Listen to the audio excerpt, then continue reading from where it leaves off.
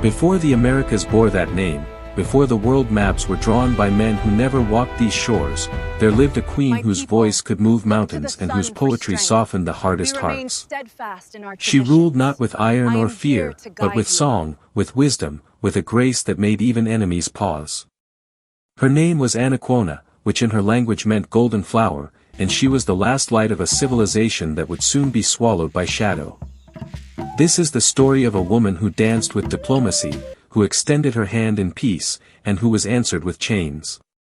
It is a story that begins in paradise and ends in betrayal so profound that 5 centuries later, we still whisper her name with sorrow. Let the night carry you back to Hispaniola, to an island of emerald hills and turquoise waters, where a queen stood at the edge of everything she loved, watching darkness sail toward her horizon. If these words carry you closer to sleep, let this channel stay by your side too. A gentle tap on subscribe is all it takes to keep these stories alive, to let history whisper its forgotten truths into the quiet hours. Let us journey together through time, one restful night at a time. The valley of Xaragua stretched wide and green beneath a sky that seemed impossibly close, as though the gods who lived beyond it might reach down and touch the earth without effort. Rivers threaded through the land like veins, carrying mountain water to fields of yucca and maize, to groves where cotton grew in soft white bursts, to the edges of villages where children played in shallows and women bent to wash root vegetables in the current. The air smelled of wet soil and wood smoke, of cassava bread baking on clay griddles, of the resinous sap that Taíno craftsmen used to waterproof canoes. It was a landscape shaped by centuries of careful stewardship, where every cleared field and fishing were reflected not domination but negotiation with a land that gave generously to those who understood its rhythms. This was Hispaniola in the final years of the 15th century, before the horizon carried ships with cross-stitched sails, and Xaragua was its wealthiest chiefdom, a place where political power and cultural sophistication converged in ways the arriving Spanish would neither recognize nor respect. Anacaona moved through this world with the authority of someone born to leadership but tested by its demands. She was the sister of Bohiquio, the paramount cacique of Xaragua, but her influence extended beyond kinship. In Taíno society, power flowed through maternal lines, and women of noble birth could wield political and ceremonial authority that would have been unthinkable in the patriarchal structures of Europe. Anacaona was a poet whose aritos, ritual songs that encoded history, law, and cosmology, were performed across the island. She was a diplomat who negotiated tribute arrangements between villages, who mediated disputes over fishing rights and agricultural boundaries, who understood that leadership was less about command than about maintaining the intricate web of reciprocity that held Taíno society together. When she spoke in the central plaza of Xaragua, men who ruled their own villages listened. Not because she raised her voice, but because her words carried the weight of genealogy, intelligence, and a reputation for fairness that had been earned over years of careful judgment. The chiefdom she helped govern was a testament to Taíno achievement. Xaragua's population numbered in the tens of thousands, spread across villages connected by footpaths worn smooth by generations of travelers. The houses were bohíos, circular structures with conical roofs thatched in palm fronds, cool in the tropical heat and resistant to the storms that swept in from the sea. Inside, hammocks woven from cotton hung between posts, and clay pots held water, preserved fish, and cassava flour. The most elaborate bohíos belonged to caciques and Taínos, the noble class, and were distinguished not by size but by craftsmanship, carved wooden supports, painted designs in red and black, courtyards swept clean and bordered by flowering plants. The central plaza of Xaragua was a sacred and political space, a packed earth arena where aritos were performed during festivals, where councils convened to debate policy, where Bohiquio received emissaries from other chiefdoms and presided over ceremonies that reinforced the cosmological order linking humans to ancestors and gods. Gold was abundant in Xaragua, not in the mountains where Spanish miners would later drive enslaved Taíno to their deaths, but in the rivers where it could be panned from gravel beds without machinery or coercion. The Taíno shaped it into decorative objects, thin sheets hammered into pectorals, nose ornaments, and ear spools worn during ceremonies. Gold held aesthetic and symbolic value, marking status and facilitating exchange, but it was not hoarded or fought over with the desperate hunger that would characterize the Spanish obsession.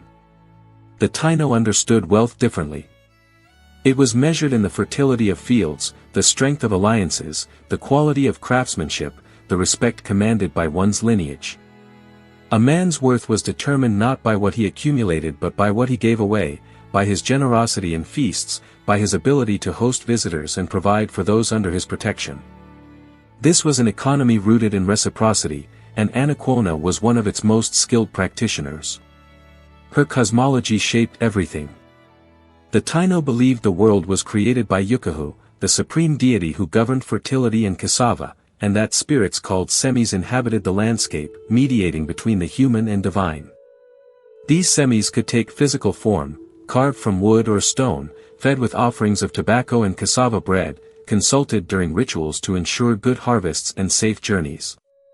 Shamans called Behiks communicated with the spirit world through cohoba, a hallucinogenic powder inhaled during ceremonies that induced visions and prophecies. The Taíno did not see themselves as separate from nature but embedded within it, part of a living system where rivers had memory, mountains had will, and the dead remained present as ancestors whose approval or anger could shape the fortunes of the living. This was not superstition, it was the organizing logic of an entire civilization, as coherent and complete as any theology developed in Europe or Asia. Anacaona's role in this world was both administrative and spiritual. She composed ritos that were performed during Bedtime games, a ritual ball sport where teams competed before crowds numbering in the hundreds, the outcome believed to influence seasonal rains and crop yields. She participated in councils where tribute obligations were negotiated, ensuring that smaller villages contributed to Xaragua's wealth without being impoverished. She prepared for ceremonies where visiting caciques would be honored with feasts lasting days, where dancers moved in synchronized lines and singers recounted genealogies stretching back generations.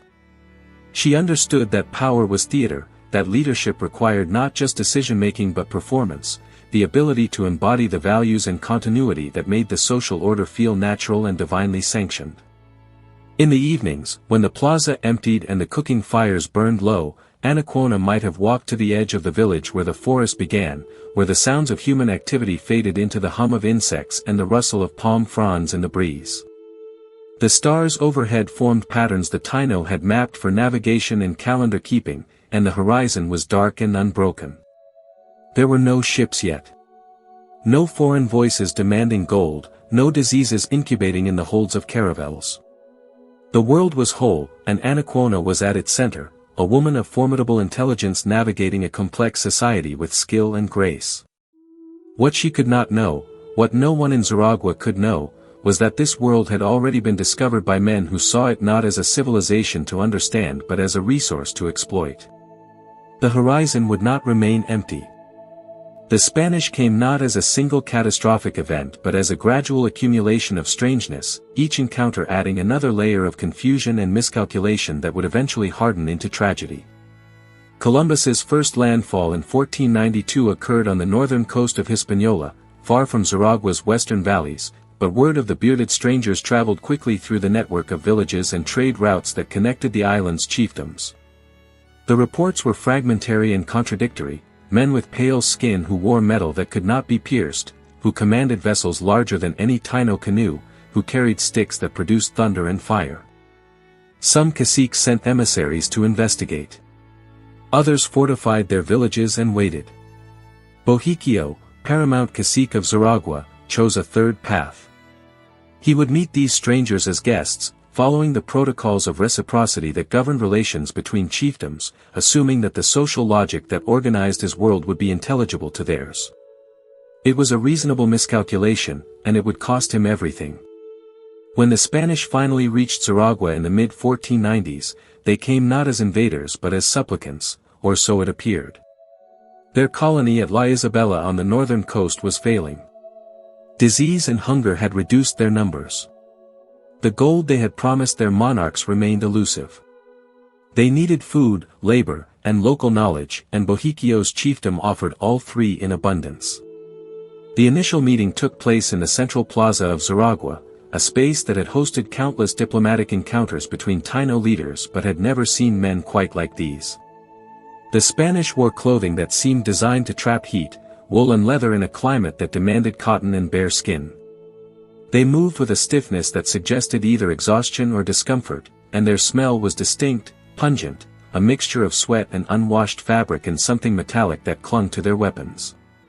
They spoke in a language that bore no resemblance to Taíno, and their gestures, sharp, angular, impatient, lacked the fluid courtesy that characterized Taíno diplomacy. Bohikio received them with the formality due to visiting caciques. A feast was prepared, not the hurried hospitality shown to casual travelers but the elaborate display reserved for political theater. Women brought cassava bread, roasted fish, hucha, a small mammal prized for its tender meat, and fruits that the Spanish had never seen. Dancers performed in the plaza, their bodies painted in red and black, their movements synchronized to drums and wooden flutes. The orito that Anacaona had composed for the occasion told the story of Xaragua's founding, a narrative that encoded the chiefdom's genealogy and territorial claims in poetic form. It was meant to establish Bohikio's legitimacy, to communicate that the Spanish were dealing not with savages but with a sophisticated political entity governed by ancient law. The Spanish watched with expressions that were difficult to read, interest, perhaps, or confusion, or the barely concealed impatience of men who had come for gold and were being offered songs. Anacaona participated in these exchanges as both diplomat and cultural ambassador. She understood that the success of any negotiation depended on establishing common ground, on finding the shared language of respect and mutual obligation that made cooperation possible. She presented gifts, woven cotton blankets, carved wooden zimis, gold ornaments that had been worn by her ancestors during ceremonies. The Spanish accepted these offerings with visible satisfaction, their eyes lingering on the gold, their hands weighing the objects as though calculating value. They reciprocated with their own goods, glass beads, copper bells, iron tools that the Taíno examined with curiosity. To Anacaona, this was the beginning of a relationship, the first step in a process of reciprocal exchange that would bind the two peoples in webs of mutual obligation. To the Spanish, it was tribute, the acknowledgement of submission by a conquered population to their new masters.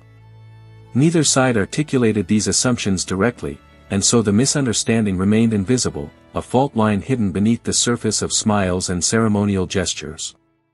The language barrier compounded every interaction.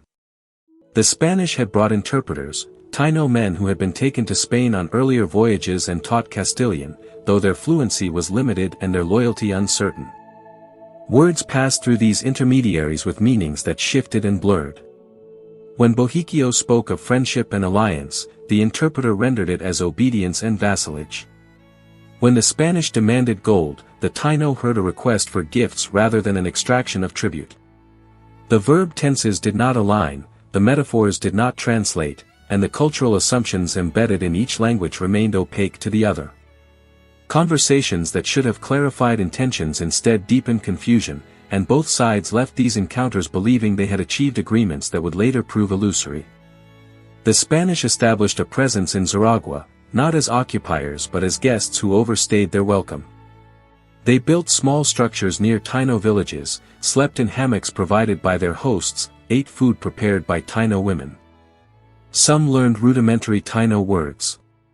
A few formed relationships, sexual, transactional, or something in between, with local women, though the Taíno understanding of these unions differed sharply from Spanish assumptions about marriage and property. The Spanish saw themselves as colonizers asserting dominance over inferior peoples. The Taíno saw them as strange but manageable guests whose presence could be tolerated as long as reciprocity was maintained. Both views contained elements of truth and dangerous delusions. The Spanish underestimated the complexity of Taíno society, dismissing their governance structures and cosmology as primitive superstition. The Taíno underestimated Spanish capacity for violence and their fundamental rejection of the reciprocal logic that made Taíno diplomacy coherent. Anacaona watched these developments with growing unease, though she lacked the framework to name what she was witnessing. The Spanish demands for gold increased in frequency and urgency, moving from requests to expectations to thinly veiled threats. Taíno men were conscripted to guide Spanish expeditions into the interior, to pan rivers for gold, to carry supplies through mountain passes. The labor was presented as cooperation, but it was not voluntary, and it was not temporary. Some men did not return. Others came back exhausted, speaking of Spanish anger when gold proved scarce, of punishments inflicted for perceived laziness or defiance. The ceremonial exchanges continued, feasts, dances, gifts, but the balance had shifted. What had begun as diplomacy was becoming extraction, and the Taíno were beginning to realize that the social contract they thought they had negotiated did not exist in the minds of their guests. Bohikio maintained his strategy of accommodation, believing that patience and generosity would eventually satisfy Spanish demands and allow life to return to its accustomed rhythms. Anacaona was less certain. She had composed a rito celebrating friendship between peoples, but the Spanish showed no interest in reciprocity, no willingness to be bound by the obligations that gave meaning to alliance. They took without giving, demanded without negotiating, and their hunger for gold seemed bottomless, insatiable, disconnected from any rational system of value. Yet open resistance was unthinkable. The Spanish had weapons that could kill at a distance, armor that turned away stone-edged clubs, and a demonstrated willingness to use violence against those who opposed them. Other caciques had tested Spanish patience and seen their villages burned. Bohikio had chosen survival through cooperation, and Anacaona supported that choice, even as the terms of cooperation grew increasingly coercive. The illusion of peace required both sides to pretend the relationship was equal. The Spanish pretended because it was convenient. The Taíno pretended because the alternative was war they could not win. The transformation from guests to masters occurred not through a single declaration but through the gradual formalization of practices that had already begun informally, given legal structure and theological justification by men who would never set foot in Xaragua. In 1503, the Spanish crown authorized the Encomienda system in Hispaniola, a framework that parceled out Taíno communities to individual Spanish colonists under the pretense of Christian stewardship. On paper, the arrangement was reciprocal. Spanish encomenderos would protect their assigned Taíno workers, instruct them in Catholic doctrine, and ensure their spiritual salvation. In exchange, the Taíno would provide labor, mining gold, cultivating crops, constructing buildings, for a designated period each year. The system was presented as benevolent, a civilizing mission that would lift indigenous peoples from paganism while meeting the colony's economic needs. In practice, it was slavery with a legal veneer, and it would kill more Taíno than any military campaign could have achieved. Anacaona watched the implementation of this system with a clarity born of accumulating horror. The Spanish administrators arrived in Xaragua with lists, names of colonists and the number of Taíno workers assigned to each. Villages that had governed themselves for generations were now subdivided like property, their populations distributed among men who had done nothing to earn authority except arrive on ships. Families were separated based on bureaucratic categories that made no sense within Taíno social structures. A young man might be sent to work in gold mines 50 miles from his village, his wife assigned to agricultural labor elsewhere, their children left in the care of elderly relatives who could not feed them. The Spanish called this organization.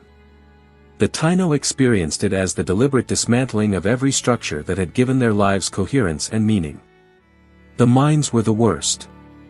They were located in the central mountains where rivers carried gold dust from eroded veins, and the work required men to stand waist-deep in cold water for hours at a time, panning gravel in wooden batillas under the supervision of Spanish overseers who measured productivity by weight and punished shortfalls with beatings. The Taíno had never engaged in this kind of sustained, coerced labor. Their economy was based on seasonal agriculture and reciprocal exchanges, with work rhythms that allowed for rest, ritual, and the maintenance of social bonds. The Encomienda demanded something fundamentally different: constant output, individual accountability, the subordination of all other activities to the extraction of gold. Men who had been farmers, fishermen, and craftsmen became units of production, their bodies consumed by work that served no purpose they could understand.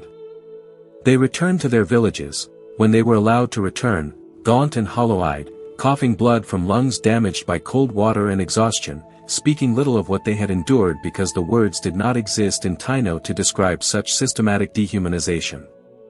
The agricultural encomiendas were less immediately lethal but no less destructive.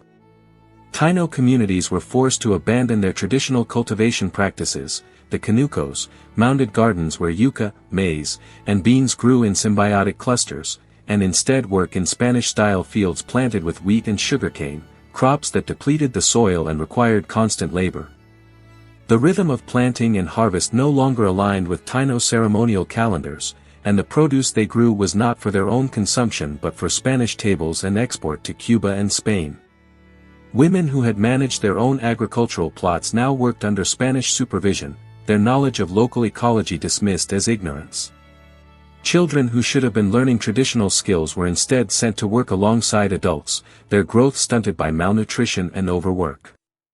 The Encomienda did not just extract labor, it attacked the transmission of culture, the process by which one generation taught the next how to be Taíno. Disease moved through this disrupted population with apocalyptic efficiency. The Taíno had no immunity to smallpox, measles, typhus, or influenza, and the conditions created by the Encomienda system, overcrowding, malnutrition, exhaustion, exposure to new pathogens, turned every Spanish settlement into an incubator. Epidemics swept through villages in waves, killing infants and elders first, then moving through the adult population with a speed that overwhelmed traditional healing practices. The Bihiks, Taíno shamans who treated illness through herbal medicine and spiritual intercession, had no framework for understanding contagious disease. They performed ceremonies, administered traditional remedies, and watched helplessly as entire communities died within weeks. The Spanish interpreted this as evidence of Taíno weakness, a sign that God favored the colonizers and had marked the indigenous population for extinction. They did not acknowledge their own role in creating the conditions for mass death, did not connect the collapse of Taíno immune systems to the collapse of Taíno society under Encomienda pressures. Anacaona moved through Xaragua in those years like a witness to her own civilization's dismemberment. She saw villages that had once housed hundreds reduced to a few dozen survivors. She saw children with distended bellies, their bodies failing from parasites and hunger. She saw men returning from mines with hands too damaged to grip tools, their futures as productive members of society erased. She participated in burial ceremonies that had once been elaborate rituals marking an individual's transition to the afterlife but now became hurried, repetitive acknowledgments of mass death. The Spanish permitted these ceremonies only when they did not interfere with work schedules, and even grief was rationed. The cosmology that had sustained the Taíno through centuries, the belief in a reciprocal relationship between humans, ancestors, and nature, fractured under the weight of suffering that had no explanation within its terms. If the semis were powerful, why did they not stop the Spanish? If the ancestors were watching, why did they allow their descendants to be worked to death? The questions had no answers, and the silence where answers should have been was its own kind of death. The scale of population collapse was difficult to comprehend even as it was happening. Estimates vary, but within 2 decades of Spanish arrival, the Taíno population of Hispaniola had declined by perhaps 80%, from hundreds of thousands to tens of thousands. Some died from disease, some from overwork, some from despair that manifested as a refusal to eat or reproduce. Taíno women stopped having children, a demographic collapse that Spanish observers noted with puzzlement and frustration, never understanding that it was not biological failure but conscious choice, the decision not to bring children into a world that had become unlivable. The Encomienda system was justified as a method of integrating indigenous peoples into Christian civilization, but it functioned as an engine of extermination, grinding human beings into gold and agricultural surplus until the population base necessary to sustain itself simply ceased to exist. Anacaona's understanding of the Spanish underwent a final, irreversible transformation during these years. They were not guests who would eventually leave. They were not even conquerors who would impose new rule but allow subject peoples to continue their lives within modified structures. They were something for which Taíno political vocabulary had no term, colonizers who saw land and people as resources to be consumed, who measured success not by the stability of alliances or the flourishing of communities but by the quantity of wealth extracted. The reciprocity that had defined her diplomatic efforts was not merely absent, it was unintelligible to men who operated within an entirely different moral and economic framework. Bohikio continued to counsel accommodation, arguing that survival required flexibility, that the Taíno could endure if they adapted. Anacaona no longer believed him, but she lacked the power to change course. Resistance would mean annihilation. Compliance was annihilation at a slightly slower pace. The choice between them was a choice between different forms of death, and hope was no longer a relevant category of thought. Bohikio's death came without ceremony or clarity, the kind of ending that would have been unthinkable for a paramount cacique in the world that existed before Spanish arrival.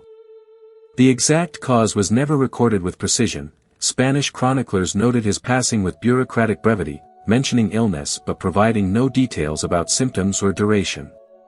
It may have been one of the European diseases that moved through Hispaniola in waves, or it may have been the accumulated toll of years spent navigating impossible demands, the stress of watching his chiefdom dissolve under pressures he could neither resist nor fully accommodate. He died sometime around 1503, in a Bohio that had once been a center of political power but had become something closer to a prison, a place where a leader maintained the appearance of authority while actual control slipped steadily into Spanish hands. His funeral followed traditional protocols as much as Spanish administrators would permit, the body prepared with ritual care, the ritos performed, the mourning period observed by those who still remembered what mourning a cacique meant. But the ceremonies felt hollow, performances of a cultural memory that no longer corresponded to political reality. Anacaona inherited leadership not through ambition but through the accident of survival and the matrilineal structures that gave women of noble birth legitimate claim to power. She was now the paramount leader of what remained of Xaragua, a title that carried immense symbolic weight and almost no practical authority. The chiefdom she governed was a shadow of what it had been when she first participated in diplomatic councils. Villages that had once supported thousands now held dozens. The agricultural surplus that had funded elaborate ceremonies and maintained networks of alliance had been redirected into Spanish hands through Encomienda tribute. The social fabric, the web of kinship obligations, ceremonial relationships, and reciprocal exchanges that had made Taíno governance functional, had been shredded by population collapse and forced labor. Anacaona was the leader of a dying society, and she understood this with a clarity that made leadership not an honor but a burden almost too heavy to bear. Her internal conflict during this period was not the dramatic choice between heroic resistance and cowardly submission that later narratives would sometimes impose on her story. It was something more complex and more painful, the recognition that all available options led to versions of destruction, and that leadership meant choosing which destruction to pursue. Open resistance was suicide. Other caciques had tried, and their rebellions had been crushed with a brutality designed to deter future uprisings. The Spanish had superior weapons, horses that could outrun Taíno warriors, war dogs trained to kill, and a willingness to massacre entire populations as punishment for defiance. Even if Xaragua could muster a fighting force, and the population decline made that doubtful, victory was impossible. The best that resistance could achieve was a faster death, perhaps with more dignity than slow starvation under Spanish rule, but death nonetheless. Yet continued accommodation felt like complicity in her own people's extinction. Every tribute payment, every labor assignment accepted, every ceremonial gesture toward Spanish authority reinforced the system grinding the Taíno into dust. Anacaona was not naive enough to believe that cooperation would save her people, but she was pragmatic enough to recognize that it might delay their end, might preserve fragments of culture and memory that outright war would erase completely. She chose what might be called a middle path, though that term suggests more agency than she actually possessed. She would maintain the appearance of cooperation, fulfill Spanish demands when refusal would trigger violent retaliation, and use whatever limited diplomatic leverage remained to negotiate for marginal improvements in conditions. She would preserve what could be preserved, ceremonies performed in private, oral histories transmitted to children who might survive, networks of kinship maintained despite Spanish attempts to restructure Taíno society. It was compliance with dignity, survival through negotiation, a strategy that accepted Spanish dominance while refusing total erasure. It was also a gamble that depended on Spanish administrators remaining willing to govern through indirect control rather than direct occupation, and that gamble was about to fail. Nicolas de Ovando was appointed governor of Hispaniola in 1502, arriving with instructions to stabilize a colony that had become synonymous with administrative chaos and disappointing gold yields. He was a member of the Order of Alcantara, a military religious order known for discipline and ideological rigidity, and he brought to the Caribbean a worldview shaped by the Reconquista, the centuries-long campaign to expel Muslims from Iberia. In that context, Ovando had learned that pacification required the elimination of potential resistance before it could organize, that mercy was a weakness that emboldened enemies, and that indigenous populations were obstacles to be managed rather than partners to be negotiated with. His reputation preceded him. He had overseen military campaigns in Spain with an efficiency that Spanish officials praised and his victims remembered as merciless. He did not arrive in Hispaniola to reform the Encomienda system or to ameliorate conditions for the Taíno. He arrived to make colonization function more effectively, which meant imposing total control over populations that still retained fragments of autonomy. Anacaona represented everything Ovando saw as a problem. She was a leader with legitimate authority rooted in pre-colonial structures, commanding loyalty from Taíno communities that had not yet been fully integrated into Spanish economic and political systems. Xaragua remained relatively wealthy compared to other regions, which meant it had resources that were not yet fully extracted. Anacaona's diplomatic skill and her willingness to negotiate made her useful in the short term but dangerous in the long term. She was a focal point around which resistance could potentially organize, even if she personally showed no inclination toward rebellion. From Ovando's perspective, allowing her to maintain even nominal power was a strategic error. The Taíno needed to understand that their old hierarchies were extinct, that Spanish authority was absolute, and that any resistance would be met with overwhelming violence. Anacaona's existence contradicted that message. The political calculation was straightforward. Ovando could attempt to govern through indigenous intermediaries, accepting the inefficiencies and potential instabilities that approach entailed, or he could eliminate those intermediaries and rule directly through Spanish officials backed by military force. The latter option was cleaner, more aligned with his training and temperament, and more likely to produce the submission Madrid demanded. Anacaona's diplomatic efforts, her attempts to negotiate spaces of autonomy within colonial structures, were not seen as cooperation but as obstruction. Her prominence made her dangerous. Her intelligence made her threatening. Her gender, in a Spanish cultural context that struggled to conceptualize female political authority as legitimate, made her suspect.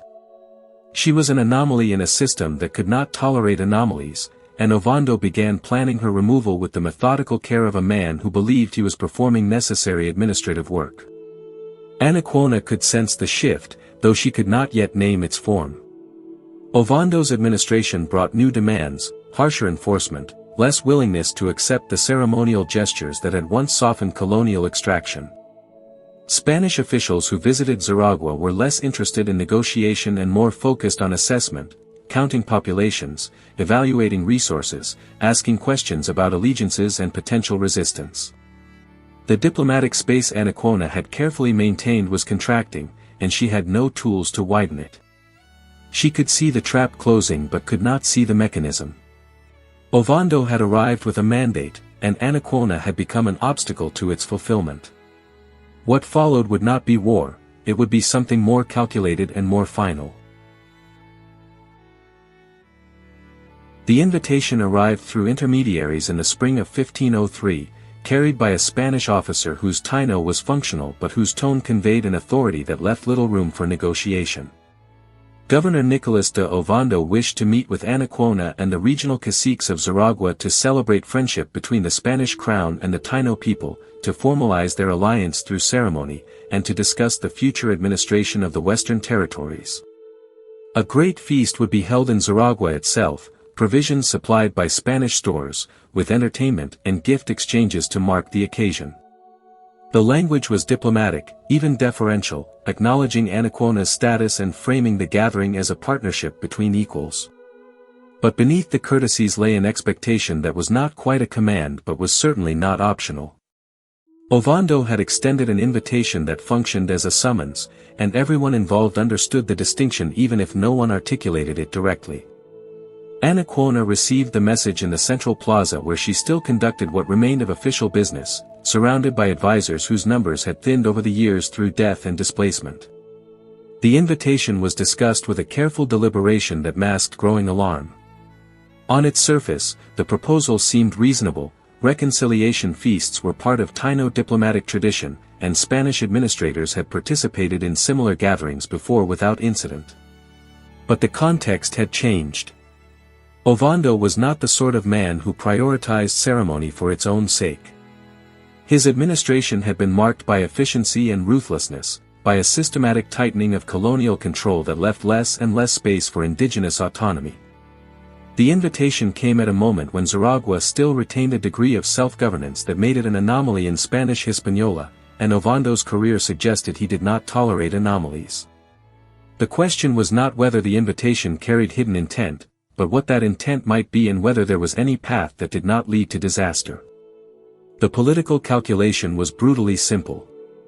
Accepting the invitation meant exposing herself and the remaining Taíno leadership to potential treachery, walking voluntarily into a situation where Spanish numerical and military superiority would be absolute. Refusing the invitation would be interpreted as an act of defiance, possibly rebellion, giving Ovando the pretext he might be seeking to eliminate Xaragua's autonomy through open force. Both options carried existential risk, but refusal made war immediate and certain, while acceptance at least preserved the possibility, however thin, that Ovando's stated intentions were genuine, that diplomacy might still function, that accommodation could buy time for a population that desperately needed time. Anacaona had spent years navigating these impossible choices, and she understood that leadership in colonial Hispaniola meant selecting the least catastrophic option from a menu of catastrophes. Private warnings came from multiple sources, whispered conversations that took place away from Spanish observers. Some of the younger men urged refusal, arguing that Ovando's reputation made his intentions clear and that walking into the feast was walking into a trap. They spoke of fighting, of retreating into the mountains and waging guerrilla resistance, of dying with weapons in hand rather than waiting to be slaughtered like ceremonial offerings. Anacaona listened to these arguments with the patience of someone who had already considered and rejected them. Resistance meant the immediate destruction of what remained of Xaragua, the burning of villages, the enslavement of survivors, the total erasure of a society that was already barely holding together.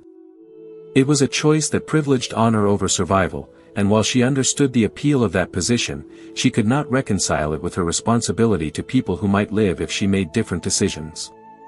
Other advisors counseled caution without offering concrete alternatives, their advice amounting to little more than expressions of foreboding. A few elders recalled earlier feasts with Spanish officials that had ended peacefully, but those precedents felt irrelevant in the current climate, relics of a period when Spanish colonization had been less systematized and more chaotic. Anacaona herself oscillated between calculation and intuition, between the diplomatic training that told her to accept and the visceral unease that told her to flee. She had spent decades reading political situations, interpreting the subtle signals that indicated safety or danger, and everything about this invitation felt wrong. The timing was suspicious. Ovando had shown little interest in ceremonial diplomacy during his tenure, preferring direct administrative control to the messy negotiations that characterized earlier Spanish-Taíno relations. The location was problematic. Holding the feast in Xaragua rather than in Spanish-controlled Santo Domingo meant Ovando would be bringing significant military force into Taíno territory, a show of power disguised as hospitality. The guest list was revealing. Ovando had specifically requested the presence of all regional sub-chiefs, effectively asking Anacaona to gather the entire surviving Taíno leadership in a single location at a single time.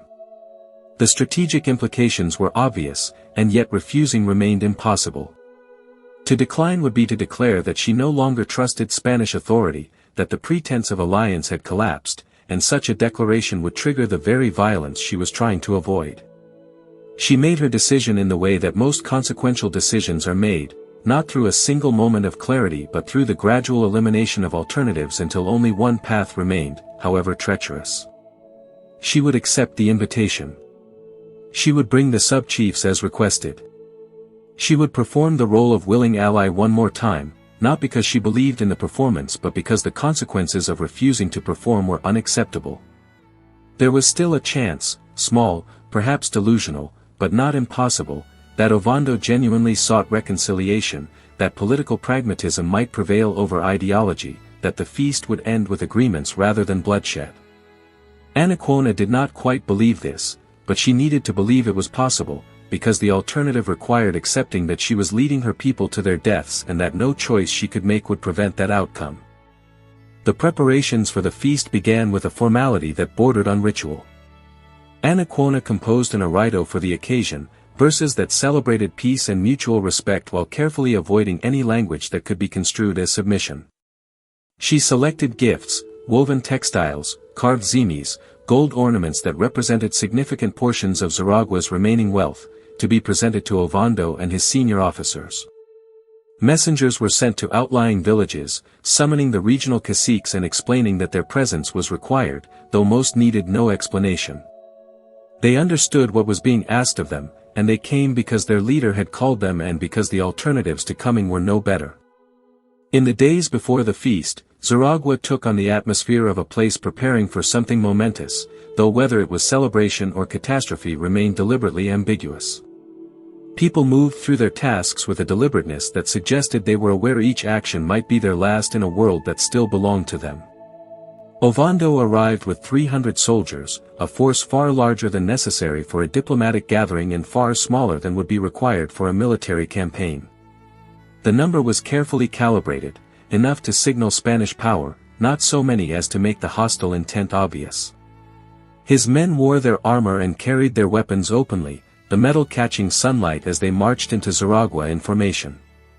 They set up camp near the central plaza, their presence transforming the space from a ceremonial ground into something that resembled an occupied garrison. Ovando himself maintained an appearance of cordiality, greeting Anacaona with the formal respect due to a fellow leader, accepting her hospitality, praising the beauty of the land and the generosity of its people. He spoke of partnership and mutual benefit, of the king's desire to see his Taíno subjects prosper under Spanish protection. The words were correct, the tone was diplomatic, and beneath both was something Anacaona could feel but not quite name, a coldness, a finality, the sense of a man who had already made his decisions and was now simply moving through the necessary steps before implementation. The caciques arrived over 2 days, walking paths they had traveled countless times for councils and ceremonies that had once been routine expressions of Taíno political life. They came from villages scattered across the western territory of Xaragua, 84 leaders representing what remained of a regional network that had governed tens of thousands before Spanish arrival. Some traveled with small retinues, advisors, family members, attendants who carried ceremonial regalia, while others came alone, their communities too depleted to spare additional people for what should have been a significant diplomatic occasion. They wore their finest clothing, cotton mantles decorated with shell beads and featherwork, gold ornaments that marked their status and ancestry. Their faces carried the weariness of men who had survived horrors that should not have been survivable, and their presence at this gathering was both an act of political obligation and a gesture of solidarity with Anacaona, who had called them and whose judgment they trusted even when they did not fully understand her calculations. The feast was held in the largest bohío in Xaragua, a ceremonial structure that could accommodate over 100 people when arranged for gatherings of this scale.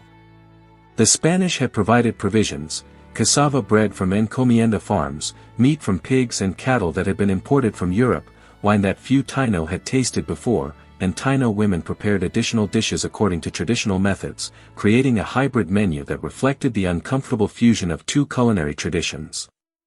Long woven mats were laid across the packed earth floor, and the guests would sit in concentric circles, with Anacaona and Ovando positioned at the center as co-hosts of an event that both understood was theater but whose script remained unwritten. The bohío itself was a masterwork of Taíno architecture, its conical palm thatch roof supported by wooden posts carved with representations of semis, the interior cool and shadowed despite the afternoon heat outside. Spanish soldiers stood at intervals around the perimeter, ostensibly as honor guards but positioned in ways that suggested they were controlling access rather than simply providing ceremony. The gathering began with formality that bordered on rigidity, each gesture performed with exaggerated care as though everyone involved understood that the slightest deviation from protocol might trigger catastrophe. Anacaona welcomed the Spanish with an oraito she had composed specifically for this occasion, a performance piece that required the participation of dancers and musicians who moved through choreographed sequences while she recited verses celebrating friendship and shared prosperity. The Spanish watched with expressions that ranged from polite interest to barely concealed impatience, and Ovando nodded approvingly at intervals that suggested he was following a script of his own. He responded with a speech delivered through interpreters, praising the Taíno for their cooperation and loyalty to the Spanish crown, speaking of the king's benevolence and his desire to see all his subjects flourish under Christian guidance. The words were standard colonial rhetoric, but the tone carried an edge that made them feel less like promises and more like warnings. The meal itself unfolded with a normalcy that felt increasingly surreal as it progressed. Food was distributed, wine was poured, and conversations began in the stilted manner of people who shared no common language and little common ground. Spanish officers sat among Taíno caciques, attempting communication through gestures and the limited vocabulary of interpreters whose presence made every exchange feel monitored and constrained. Some of the younger Spanish soldiers seemed genuinely curious about their hosts, asking questions about Taíno customs and listening to responses with apparent interest. Others sat in hostile silence, their body language radiating contempt for people they clearly viewed as primitive and conquered. The Taíno leaders maintained the courteous demeanor required by their role as hosts, but their smiles were forced, their laughter hollow, and their eyes moved constantly toward the exits, toward the Spanish soldiers, toward Anacaona for reassurance that she could not provide. Anacaona performed her role with the discipline of someone who had spent a lifetime reading political situations and adjusting her behavior to navigate them.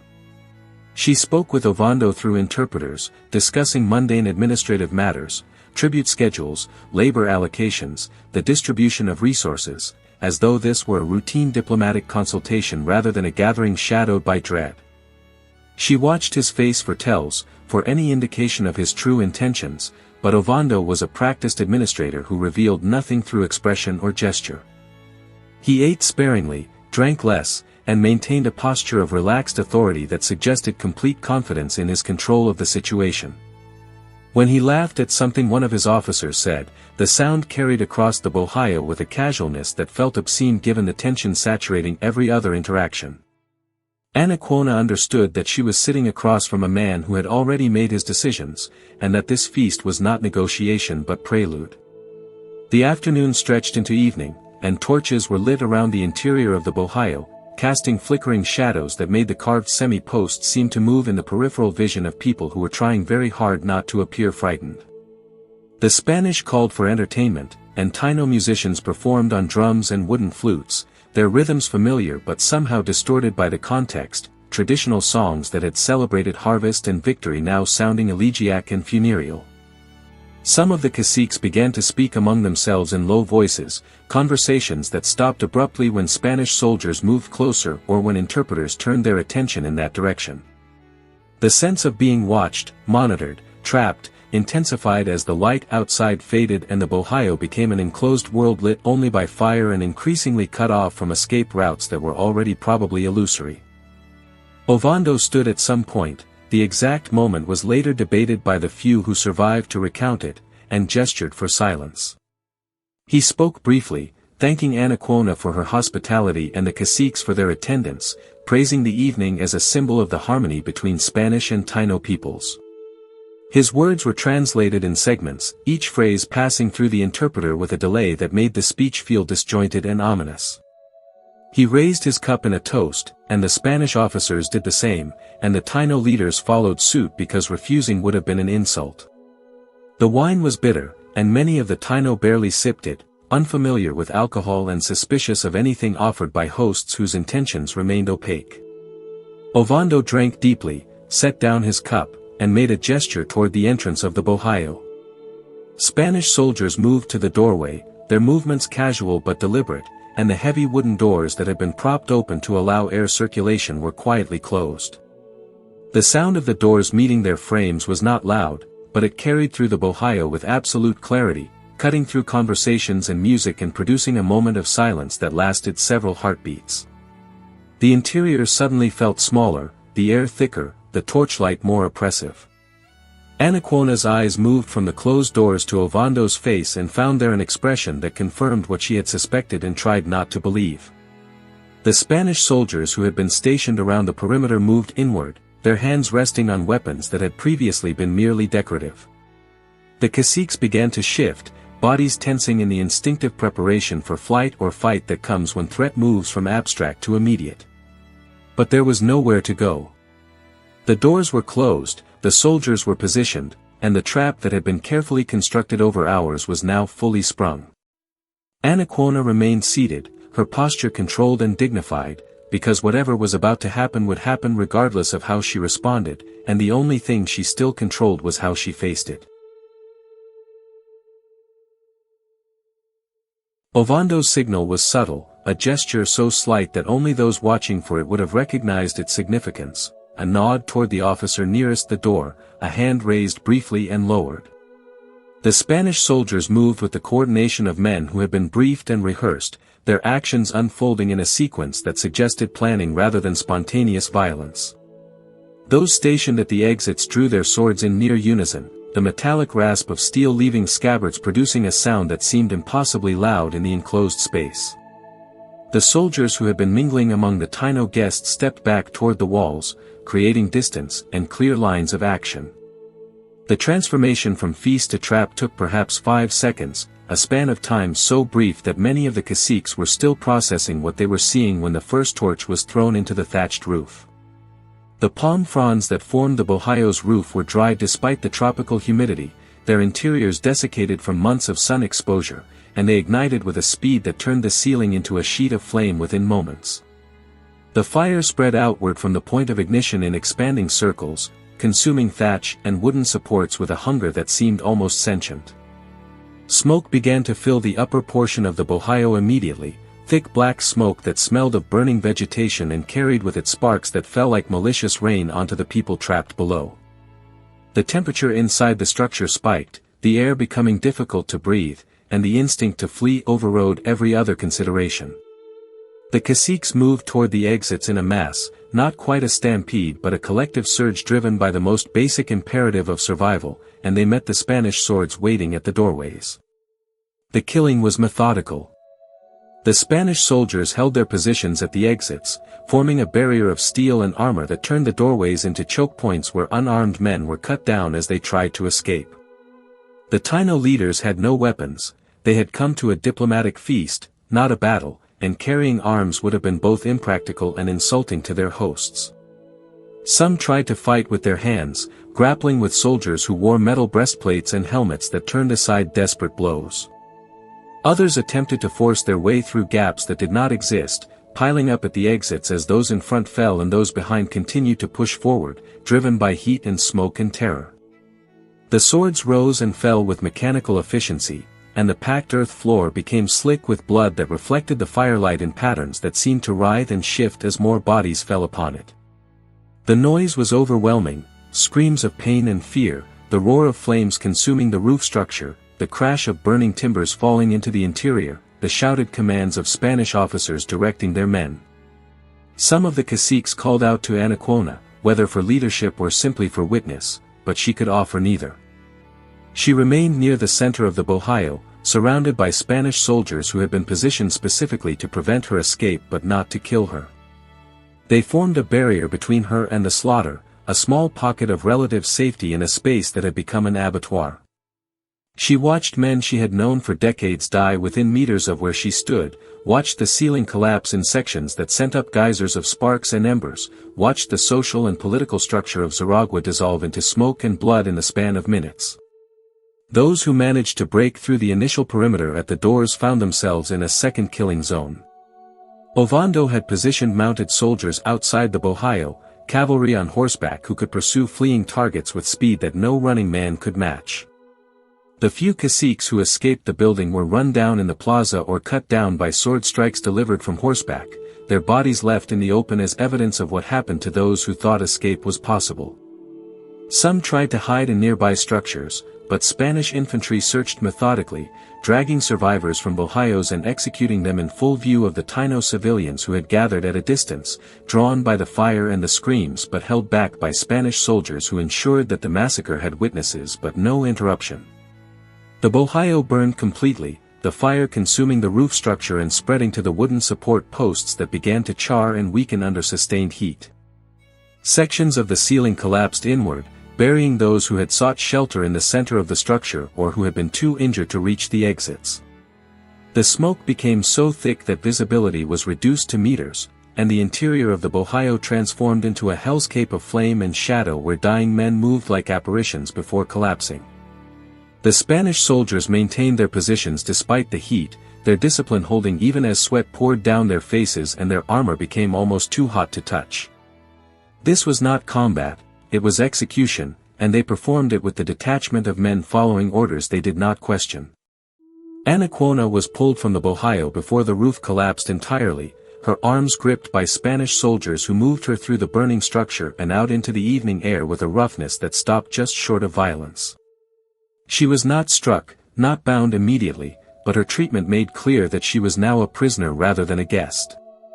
Outside, the plaza was lit by the burning bohio, its flames visible for miles and casting a light that turned the surrounding landscape orange and flickering.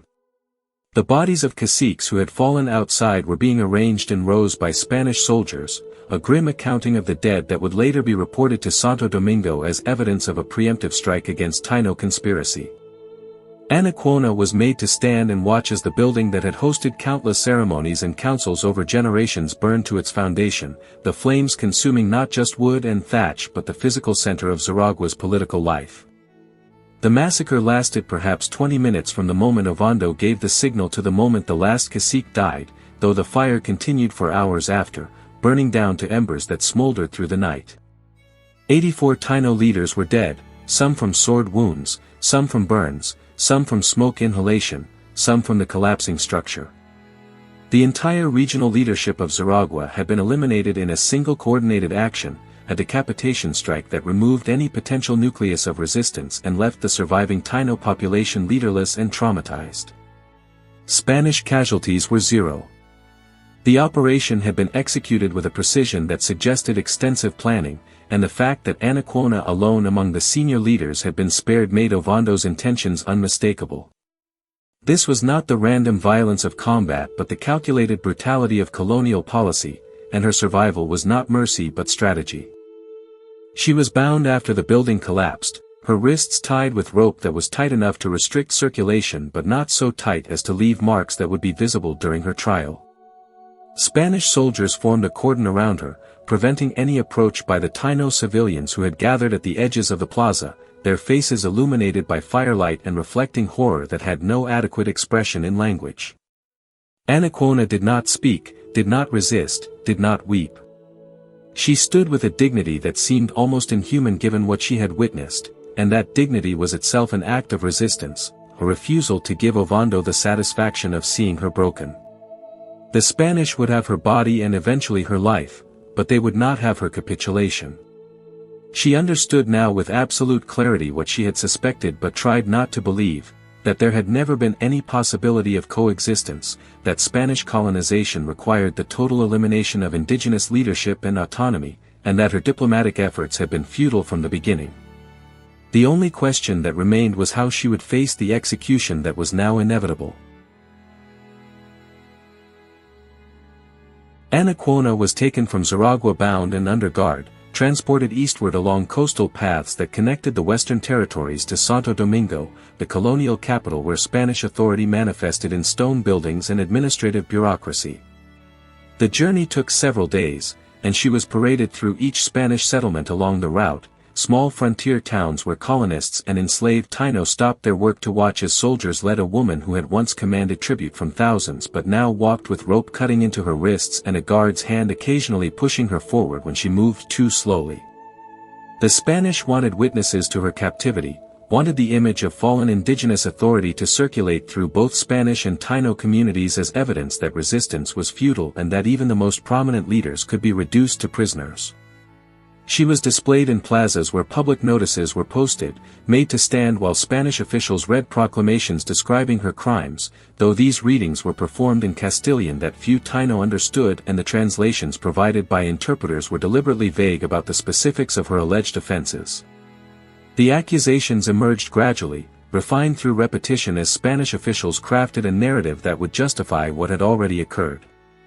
Anacaona was charged with conspiracy to commit rebellion, with plotting to massacre Spanish settlers, with organizing a coordinated uprising that would have threatened the entire colonial enterprise in Hispaniola. No evidence was presented to support these claims because none existed. The feast had been organized by Ovando, the gathering of caciques had occurred at his invitation, and the only conspiracy was the one he had executed. But evidence was unnecessary in a legal system where the verdict preceded the trial and where indigenous testimony carried no weight against Spanish assertions. The accusation itself was sufficient to transform diplomatic leadership into criminal sedition, to recast Anacaona's decades of negotiation and accommodation as proof of duplicity rather than cooperation. In the colonial imagination, indigenous leaders who maintained autonomy were inherently suspect, and autonomy itself was reinterpreted as latent rebellion awaiting the opportunity to manifest. The machinery of Spanish colonial law moved with bureaucratic precision toward a predetermined conclusion. Anacaona was held in Santo Domingo while the formal processes of trial were arranged, confined in a stone building that had been constructed to house prisoners and demonstrate Spanish permanence in a landscape where most structures remain temporary and vulnerable to storm damage. The room was small, windowless except for narrow openings near the ceiling that admitted light but prevented any view of the exterior. She was given minimal food, cassava bread and water, occasionally fruit that was beginning to rot, and no explanation of what would happen or when. The isolation was its own form of torture, designed to break psychological resistance before the trial began, to ensure that when she appeared before Spanish authorities she would be sufficiently diminished to perform the role of defeated criminal rather than wrongly accused leader. The trial was convened in the administrative center of Santo Domingo, a proceeding that followed Spanish legal forms while entirely abandoning their substance. A judge presided, flanked by officials who recorded testimony in ledgers that would become the official historical record of these events. Ovando testified first, describing in detail the conspiracy he claimed to have uncovered, Taíno leaders gathering in secret, weapons being hidden, plans discussed to coordinate attacks on isolated Spanish settlements. His testimony was delivered with calm authority, the account of a responsible administrator who had acted to prevent catastrophe. Other Spanish witnesses corroborated his version, their statements mutually reinforcing despite minor inconsistencies that would have been problematic in a legitimate legal proceeding but here served only to create the appearance of independent verification. No Taíno witnesses were called, though survivors of the massacre existed. Their testimony would have complicated the narrative being constructed, and complication was not the trial's purpose. Anacaona was brought before the court in chains, a gratuitous addition since she had shown no inclination toward violence and posed no physical threat, but the chains served symbolic and theatrical functions. She was positioned to stand throughout the proceedings, denied the courtesy of a seat that would have acknowledged her former status. An interpreter stood beside her, though the trial's language remained predominantly Spanish and many statements were not translated at all, leaving her to observe a performance whose script she could not fully access. When asked to respond to the charges, she spoke briefly in Taíno, her words translated into Spanish with a flatness that stripped away whatever emotional content they contained. She denied the conspiracy, stated that the feast had been Ovando's initiative, and pointed out that the caciques had been unarmed and had come in response to Spanish invitation. Her defense was logical and accurate, and it was entirely irrelevant to the outcome. Spanish chroniclers who recorded the trial noted her demeanor as defiant, though their descriptions revealed more about colonial expectations than about Anacaona's actual state of mind. She maintained composure throughout the proceeding, did not weep or plead, and refused to perform the contrition that Spanish authorities expected from condemned prisoners. This was interpreted as pride, as the arrogance of someone who even in defeat would not acknowledge Spanish superiority. But silence and dignity were not defiance. They were survival strategies, the maintenance of selfhood in circumstances designed to erase it. Anacaona understood that nothing she said would change the verdict, that this trial was justification rather than investigation, and that her role was to be the villain in a narrative that would excuse genocide. She could not prevent that narrative from being written, but she could refuse to participate in its construction. Her silence was not admission. It was the only form of resistance available to someone who had been stripped of all other agency. The judge delivered his verdict within hours, finding Anacaona guilty of conspiracy and sentencing her to death by hanging. The sentence was framed as merciful, hanging rather than burning, execution rather than lifelong enslavement, though mercy was an obscene word for what was occurring. The legal language attempted to create distance between cause and effect, to make her death appear as the natural consequence of her crimes rather than the political assassination it was. The trial's documentation would be sent to Spain, where officials would review it and find it satisfactory, another successful pacification of restive indigenous populations, another demonstration of Spanish law functioning properly in the colonies. The paperwork would be filed, the ledgers closed, and Anacaona would be transformed in the colonial archive from a woman of intelligence and political skill into a footnote about rebellion justly punished. In the days between sentencing and execution, Anacaona remained in confinement with a certainty about her fate that eliminated the psychological torture of uncertainty but replaced it with the slower agony of waiting. She was visited by a priest who attempted to secure her conversion to Christianity, offering baptism as a path to salvation and suggesting that accepting Spanish religion would ease her soul if not her circumstances. The conversations were mediated through interpreters and filled with theological concepts that had no direct equivalence in Taíno cosmology. She listened politely and declined, not out of philosophical opposition to Christianity but because conversion at this moment would be coerced and therefore meaningless. The priest recorded her refusal as evidence of indigenous spiritual obstinacy, another data point in the colonial project of cataloging native deficiencies. The colonial machinery that had transformed a diplomat into a criminal was the same machinery that would later justify the Encomienda system's expansion, the enslavement of additional populations, and the systematic destruction of indigenous societies across the hemisphere. Anacaona's trial established precedents and procedures that would be replicated in countless other contexts: the predetermined verdict, the absence of meaningful defense, the translation of political resistance into legal criminality, the use of law as a weapon rather than a framework for justice. Her individual fate was tragic, but it was not exceptional. She was one case among thousands where colonial authorities used legal forms to launder violence, where courts served as theaters for the performance of legitimacy over actions that could not be defended on their merits. The bitterness lay not in the outcome, which had been inevitable from the moment Spanish ships first appeared on Hispaniola's horizon, but in the pretense that what was happening was anything other than conquest dressed in the language of law. The execution was scheduled for midday when the sun would be highest and the public square of Santo Domingo most visible, ensuring maximum attendance and maximum demonstration of Spanish authority over indigenous bodies and futures. The plaza had been used for such purposes before. Public punishment served multiple functions in colonial governance, combining deterrence with spectacle and transforming individual deaths into collective lessons about power and its consequences. A gallows had been constructed specifically for this occasion, timber imported from Spain because local wood was deemed insufficient for the symbolic weight the structure needed to carry. The scaffold stood perhaps 8 feet high, tall enough that the condemned would be visible from the edges of the crowd but not so tall as to make the construction unstable. A rope hung from the crossbeam, its length calculated to ensure death by strangulation rather than the quicker cervical fracture that would occur with a longer drop. The execution was meant to be witnessed, and witnessed fully, with nothing obscured by speed or distance. Anacaona was brought to the plaza under guard in the late morning, walking the distance from her confinement to the execution site through streets lined with Spanish colonists and enslaved or subjugated Taíno who had been encouraged to attend. The Spanish wanted indigenous witnesses, wanted the image of her death to circulate through communities that might still harbor thoughts of resistance or autonomy.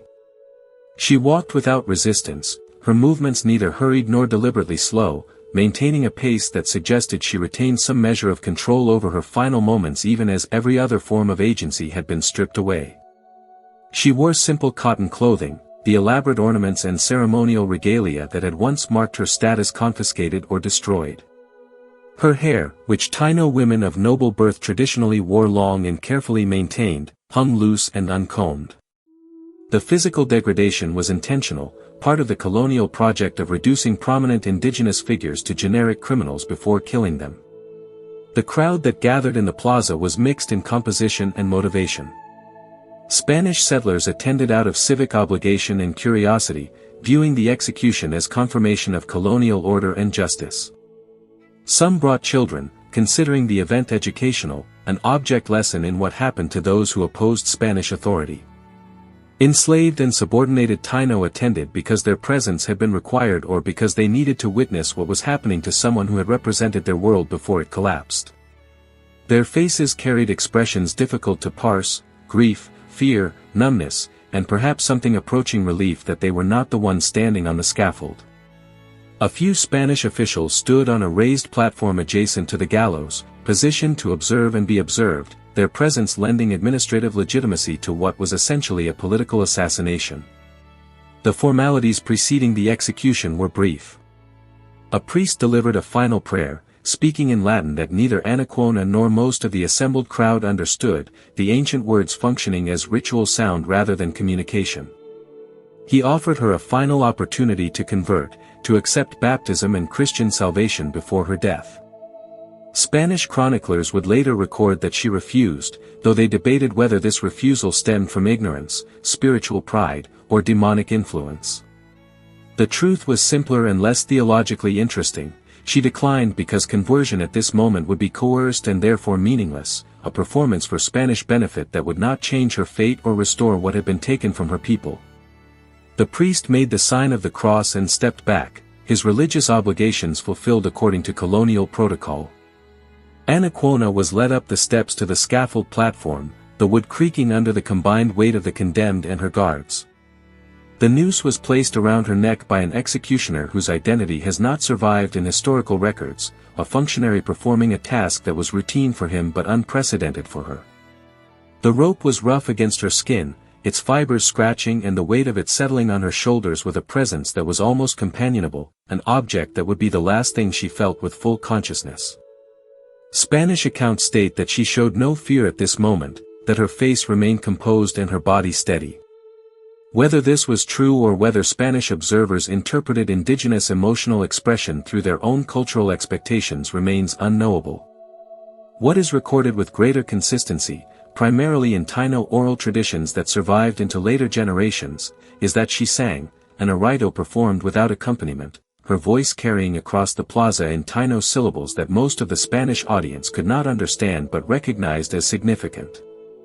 The song was brief, perhaps 30 seconds in duration, though time at such moments does not function in measurable increments. It may have been a traditional arito about ancestors and continuity, or it may have been something she composed in her final days, verses that encoded memory and resistance in the only form available to someone about to die.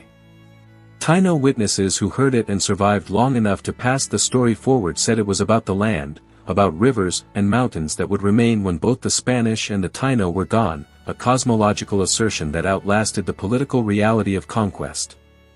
Spanish chroniclers, if they noted the singing at all, described it as incomprehensible native vocalizations, further evidence of indigenous inability to accept Christian truth even in the face of death.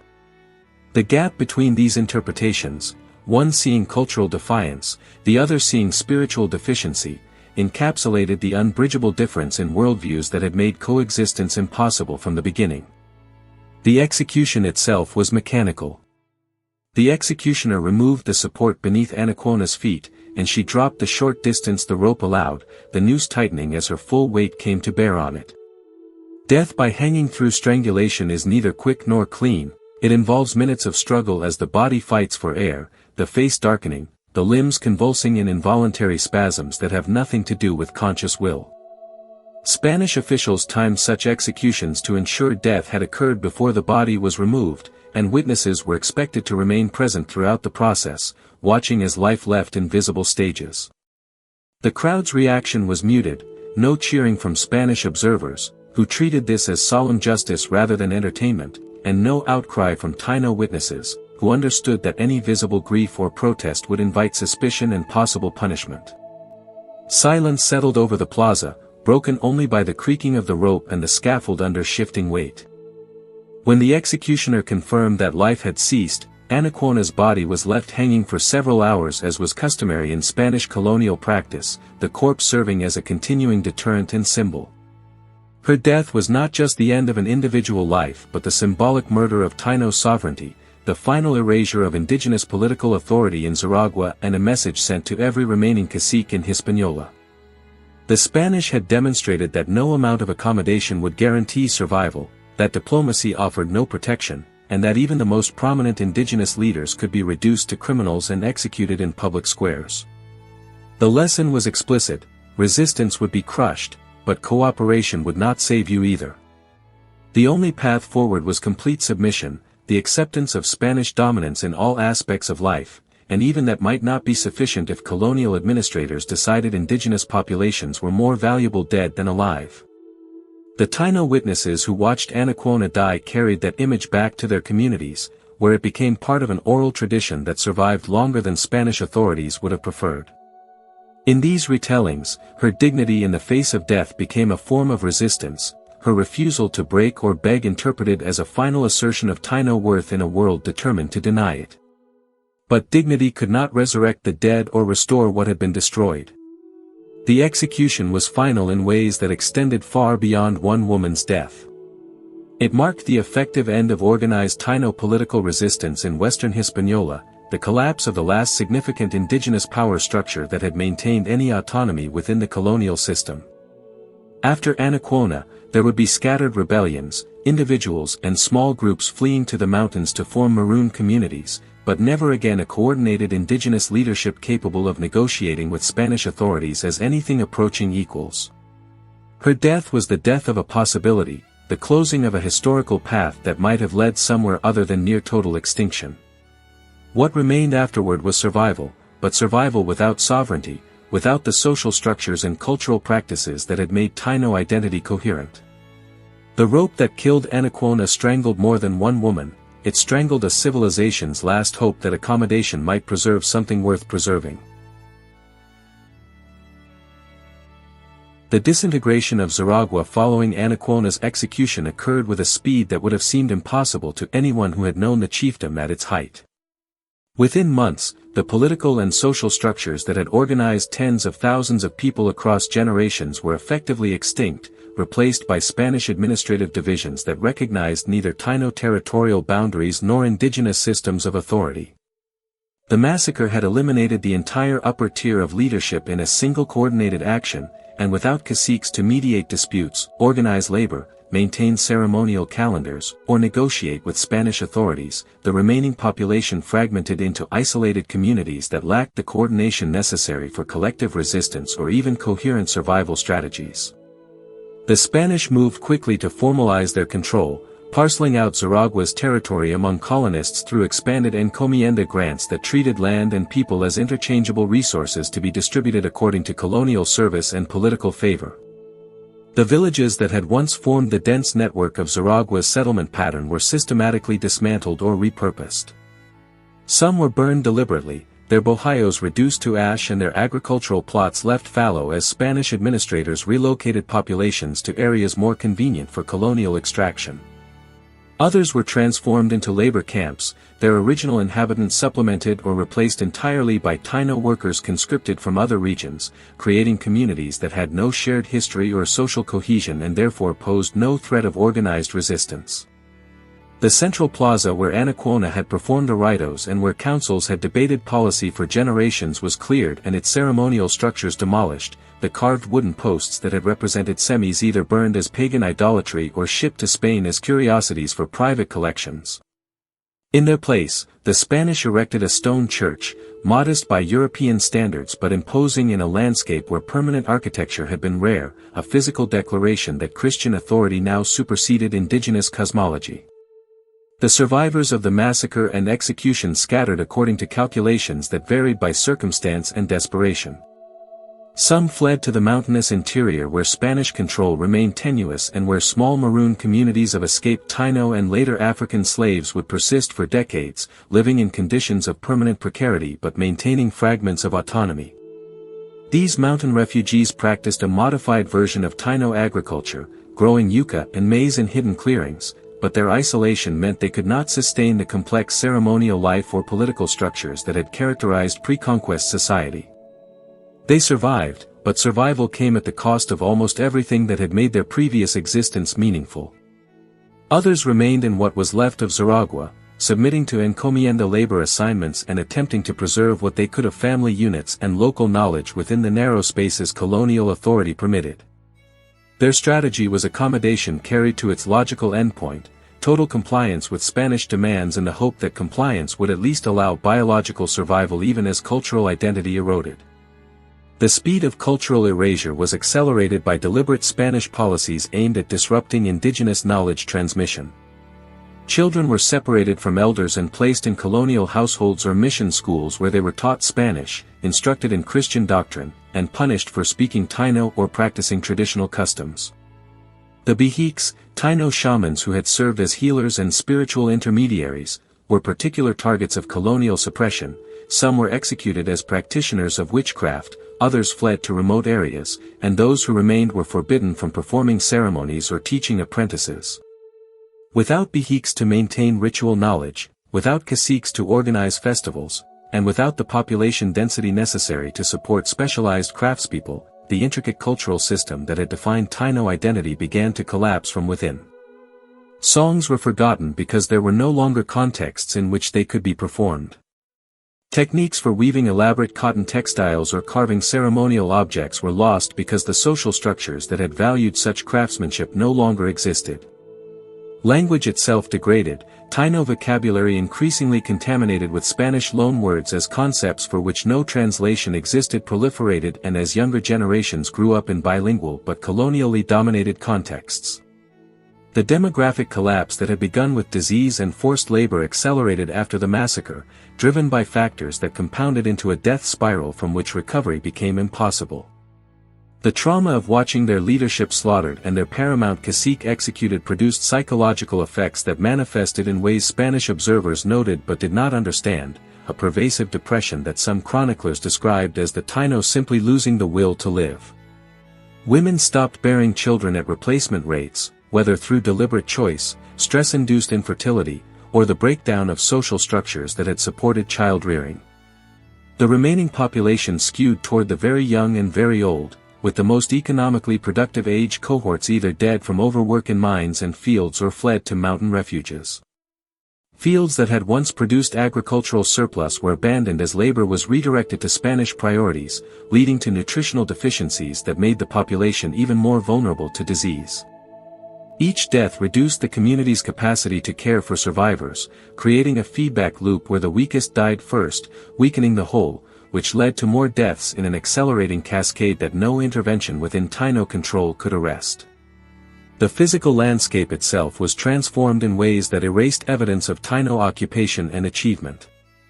The canucos, the mounded garden plots that had been the foundation of Taíno agriculture, were plowed under and converted to European-style fields planted with wheat, sugarcane, and cattle pasture. The network of paths that had connected villages was either abandoned or repurposed for Spanish use, their destinations no longer relevant once the settlements they had linked ceased to exist. Rivers that had held spiritual significance in Taíno cosmology and that had been managed through traditional ecological knowledge became sites of gold panning operations that clouded the water and destroyed fish populations. The forest that had been carefully stewarded for centuries, providing timber, medicinal plants, and hunting grounds without depleting resources, was cleared for plantation agriculture and fuel for sugar processing, transforming a managed landscape into an extracted one within a single generation. By 1510, less than a decade after Anacaona's execution, Xaragua as a meaningful political or cultural entity had ceased to exist. Spanish administrative documents from this period refer to the region not by its Taíno name but by newly assigned Spanish designations, and the population that remained was counted not as communities with identities and histories but as labor units distributed among encomenderos. The chroniclers who documented this transformation generally framed it as the inevitable progress of civilization over barbarism, noting the replacement of pagan practices with Christian worship and the integration of indigenous populations into productive colonial society. What they did not record, because they lacked the conceptual framework to recognize it as significant, was the wholesale destruction of a sophisticated civilization that had sustained itself for centuries before European arrival. The absence of violence, the fact that most Taíno died from disease and despair rather than sword and fire, made the genocide less visible to Spanish observers who equated conquest with battlefield deaths and could not or would not acknowledge that colonial systems themselves functioned as engines of extermination. The memory of what Xaragua had been persisted primarily in oral traditions maintained by survivors and their descendants, transmitted in fragments and increasingly mixed with Spanish elements as pure transmission became impossible. Elders who had lived through the final years told stories to grandchildren who had never known anything but colonial subjugation, trying to preserve some record of a world that must have seemed almost mythological to younger generations, tales of great feasts, of leaders who commanded respect rather than fear, of a time when Taíno life was organized according to Taíno logic rather than Spanish demands. But oral tradition is fragile, dependent on continuous transmission and vulnerable to disruption through death, displacement, and the pressure to assimilate. Each generation that passed took with it knowledge that could not be recovered, until by the mid-16th century even basic information about pre-conquest Xaragua, its population, its territorial extent, the names of its villages, had become uncertain and contested. What remained were traces, fragments embedded in place names and loan words, genetic heritage carried in populations that would later identify as mixed rather than indigenous, and the haunting awareness of absence where a civilization had once existed. The destruction of Xaragua was not an isolated atrocity but a concentrated example of processes that were simultaneously unfolding across the entire island of Hispaniola and throughout the Caribbean basin. What happened to Anacaona and her people was happening, with variations in timing and method, to every Taíno chiefdom that had existed when Columbus first made landfall in 1492. The scale of population collapse was so extreme that later historians would struggle to accept the demographic estimates as credible, suspecting exaggeration or methodological error, unable to reconcile the numbers with their understanding of how societies function and how quickly human populations can be destroyed. But the evidence from multiple independent sources, Spanish administrative records, church documentation of baptisms and burials, archaeological surveys of settlement patterns, and the testimony of contemporary observers, converges on a conclusion that remains almost incomprehensible in its magnitude. Within 50 years of first contact, the indigenous population of Hispaniola declined from an estimated 300,000 to perhaps 500,000 people down to fewer than 500 survivors who could be identified as distinctly Taíno in Spanish census records. The mechanisms of destruction were multiple and mutually reinforcing, creating conditions where survival became statistically improbable and where the usual human capacity for demographic recovery was systematically prevented. Disease was the most lethal single factor, but not in the way that natural epidemics typically function. The Taíno had no prior exposure to smallpox, measles, typhus, or influenza, and their immune systems lacked the adaptive capacity that European populations had developed through centuries of urban living and sustained contact with domesticated animals. When these pathogens arrived in the Caribbean, they moved through indigenous communities with a virulence that killed not just the vulnerable, infants and elderly, but adults in their prime reproductive and productive years. A single smallpox epidemic could reduce a village's population by half within weeks, and successive waves of different diseases prevented any possibility of demographic stabilization. But disease alone does not explain the totality of collapse, because European populations also experienced devastating epidemics without approaching extinction. The difference was that European societies maintained the social infrastructure necessary for recovery, food production continued, children were cared for, knowledge was transmitted, while Taíno societies were simultaneously being dismantled by colonial policies that attacked every structure necessary for collective survival. The Encomienda system functioned as demographic warfare even when that was not its explicit intent. By conscripting adult men for mine labor that killed through exhaustion, exposure, and accidents, the system removed the primary hunters and some agricultural workers from their communities. By forcing women into plantation agriculture under conditions that caused malnutrition and physical breakdown, it reduced fertility and increased maternal mortality. By separating families and disrupting the kinship networks that organized childcare and elder support, it created situations where children and the elderly died not from direct violence but from abandonment and neglect that were structural consequences of forced labor systems. Spanish colonial administrators tracked these deaths with bureaucratic precision because they represented a problem. The labor supply was depleting faster than it could be replaced, threatening the economic viability of the colony, but they interpreted the demographic collapse as evidence of indigenous weakness rather than as the predictable outcome of their own policies. Violence, when it occurred, was often disproportionate and designed for maximum psychological impact.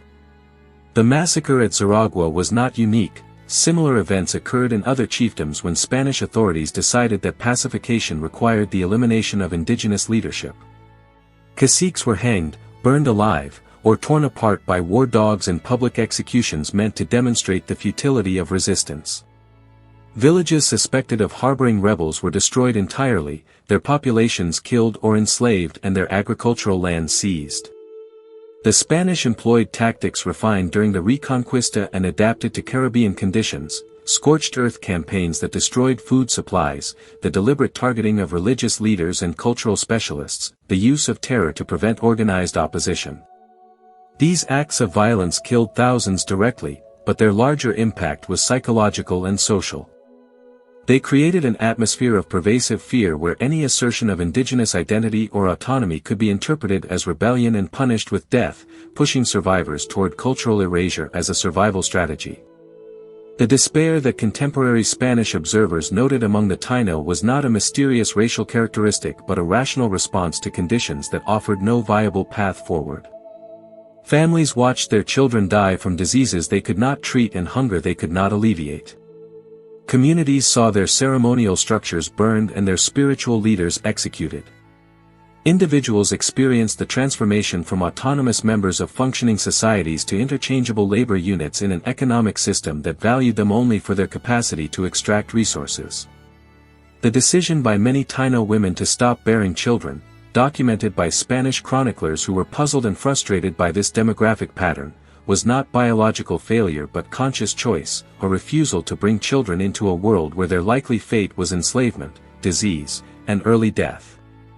This phenomenon, which some historians have termed demographic suicide, was concentrated in the generation that had known pre-conquest life and could compare it to colonial conditions. For those who remembered what had been lost, the gap between past and present was so vast that perpetuating Taíno existence under colonial rule seemed worse than accepting extinction. The speed of collapse meant that within a single human lifetime, the entire structure of Taíno civilization was erased. An individual born in 1490 would have grown up in functioning indigenous societies with complex political structures, rich ceremonial lives, and sustainable economic systems. By 1540, that same individual, if they survived, would have witnessed the complete destruction of their world, the death of most people they had known, the abandonment of their language, the suppression of their religious practices, and the transformation of their homeland into a Spanish colony where indigenous people existed only as subordinated labor. The cultural knowledge that had accumulated over centuries, agricultural techniques adapted to Caribbean ecology, navigational skills for inter-island travel, medicinal uses of native plants, oral histories encoding genealogies and territorial claims, was lost because the social structures that maintained and transmitted such knowledge no longer existed. The few Taíno who survived into the mid-16th century were often isolated individuals living in Spanish households or remote mountain communities, lacking the critical mass necessary to maintain their culture as a living tradition rather than fragmentary memory. The archaeological record of this collapse is visible in settlement patterns that show continuous occupation for centuries abruptly ending in the early 1500s, in the disappearance of distinctively Taíno material culture from the artifact assemblages of colonial sites, and in the dramatic reduction of total site numbers as the indigenous population contracted from hundreds of communities to a handful of remnant groups. Spanish administrative documents track the process through Encomienda records that list declining numbers of tribute-paying Indians, through church registers that show more burials than baptisms, and through complaints from colonists that the indigenous labor force was insufficient for their needs. These sources were not created to document genocide, they were routine bureaucratic paperwork, but their cumulative testimony is unambiguous. By the 1540s, Spanish authorities were already importing enslaved Africans to replace the Taíno labor force that had been worked to death, acknowledging implicitly that the indigenous population was no longer capable of sustaining the colonial economy because it was no longer capable of sustaining itself. What occurred in Hispaniola was replicated with variations across the Caribbean and later throughout the Americas, creating a pattern that would define European colonization of the hemisphere. The Taíno were the first indigenous population to experience the full force of Spanish colonial systems, and their near-total extinction within 2 generations established precedents and revealed mechanisms that would be employed repeatedly as conquest expanded. The demographic collapse was not an accident or an unfortunate side effect of cultural contact, it was the direct and predictable consequence of colonial policies that valued indigenous people only as labor sources and that responded to any assertion of autonomy with systematic violence. The erasure was not complete in the genetic sense, many people in the modern Caribbean carry Taíno ancestry, but it was total in the cultural and political sense. By the mid-16th century, there were no longer any communities that could be described as distinctly Taíno, no leaders who commanded indigenous political authority, no contexts where Taíno language and customs could be practiced without Spanish supervision and modification. What had been a civilization became a memory, and even memory faded as the people who carried it died without successors who could maintain the transmission. The speed of this transformation, from thriving society to near extinction in 50 years, remains one of the most extreme demographic catastrophes in recorded history, and its mechanisms remain relevant for understanding how colonialism functions as a form of erasure that operates through law, labor, disease, and violence in combination that is more lethal than any single factor alone. The narrative of total Taíno extinction, while accurate in describing the collapse of indigenous political and cultural systems, obscures the more complex story of survival that occurred in the margins and interstices of colonial society. Not all Taíno accepted their assigned fate as laborers in an economy that consumed them, and the forms of resistance they practiced ranged from armed rebellion to the quieter but equally consequential act of preserving knowledge and identity under conditions designed to erase both. In the mountainous interior of Hispaniola, particularly in the central Cordillera where Spanish control remained tenuous well into the 16th century, small communities of escaped Taíno established settlements that maintained modified versions of pre-conquest lifeways. These maroon communities were never large, perhaps a few hundred individuals at their peak, and their existence was precarious, dependent on inaccessibility and constant vigilance against Spanish raids. They practiced subsistence agriculture in hidden clearings, growing yucca and maize using traditional techniques, and they maintained some ceremonial practices, though without the population density or specialized knowledge keepers necessary to preserve the full complexity of Taíno religious and cultural life. The archaeological evidence of these mountain refuges is sparse but suggestive, sites with distinctly Taíno pottery styles and agricultural patterns dating to the early colonial period, located in areas that Spanish administrative documents identify as zones of indigenous resistance. The communities were mixed in composition, often including not only Taíno but also escaped African slaves who began arriving in significant numbers by the 1510s as Spanish colonists imported replacement labor forces. This admixture created cultural hybrids where Taíno agricultural knowledge, African spiritual practices, and shared experiences of colonial violence combined into new forms of identity that were neither purely indigenous nor entirely shaped by slavery. The Spanish conducted periodic military campaigns against these mountain communities, burning settlements and capturing individuals who were returned to Encomienda servitude or executed as examples, but the rugged terrain and limited colonial resources meant that complete suppression was never achieved. Some of these communities persisted for decades, maintaining spaces of relative autonomy until demographic decline and cultural erosion made their continued existence as distinctly Taíno entities unsustainable. The more common form of Taíno survival occurred not through separation but through integration, a process that was neither purely voluntary nor entirely coerced but occupied the ambiguous middle ground where survival strategies met colonial impositions. Taíno women, whether through choice, circumstance, or force, formed relationships with Spanish men and later with enslaved African men, producing children of mixed ancestry who inherited fragments of indigenous identity alongside European and African elements. This mestizage was both biological and cultural. Children learned Spanish or African-influenced Creole languages but might also know Taíno words for local plants and animals. They were baptized Christian but might carry knowledge of semi-veneration transmitted privately by mothers or grandmothers. They worked within colonial economic systems but applied agricultural techniques inherited from indigenous ancestors. By the mid-16th century, most people in Hispaniola who carried Taíno ancestry would not have been recognizable as purely indigenous to Spanish census takers, and many may not have identified primarily as Taíno themselves, yet they embodied a form of continuity that demographic data on pure-blooded Indians failed to capture. The memory of Anacaona herself became a site of contestation and revision as generations passed and different communities claimed or rejected her legacy according to their own needs and political contexts. In the immediate aftermath of her execution, Spanish colonial authorities worked to frame her as a criminal whose death was justified by conspiracy and rebellion, a narrative preserved in official chronicles and legal documents that served to legitimize the massacre at Xaragua and the broader colonial project. For surviving Taíno and their descendants, however, Anacaona's memory was preserved through oral traditions that emphasized her dignity, her diplomatic skill, and the injustice of her death. These stories, transmitted in fragments and modified through retelling, often portrayed her as a martyr who had attempted to preserve her people through peaceful means and had been betrayed by Spanish treachery. The historical accuracy of these accounts varied. Some preserved genuine details about her life and death, while others embellished or invented elements according to narrative conventions, but their function was less about factual precision than about maintaining a counter-narrative to Spanish versions of conquest as civilizing mission. As colonial society evolved and indigenous identity became increasingly marginalized, Anacaona's memory fractured into multiple versions that reflected the complex politics of race and heritage in the Caribbean.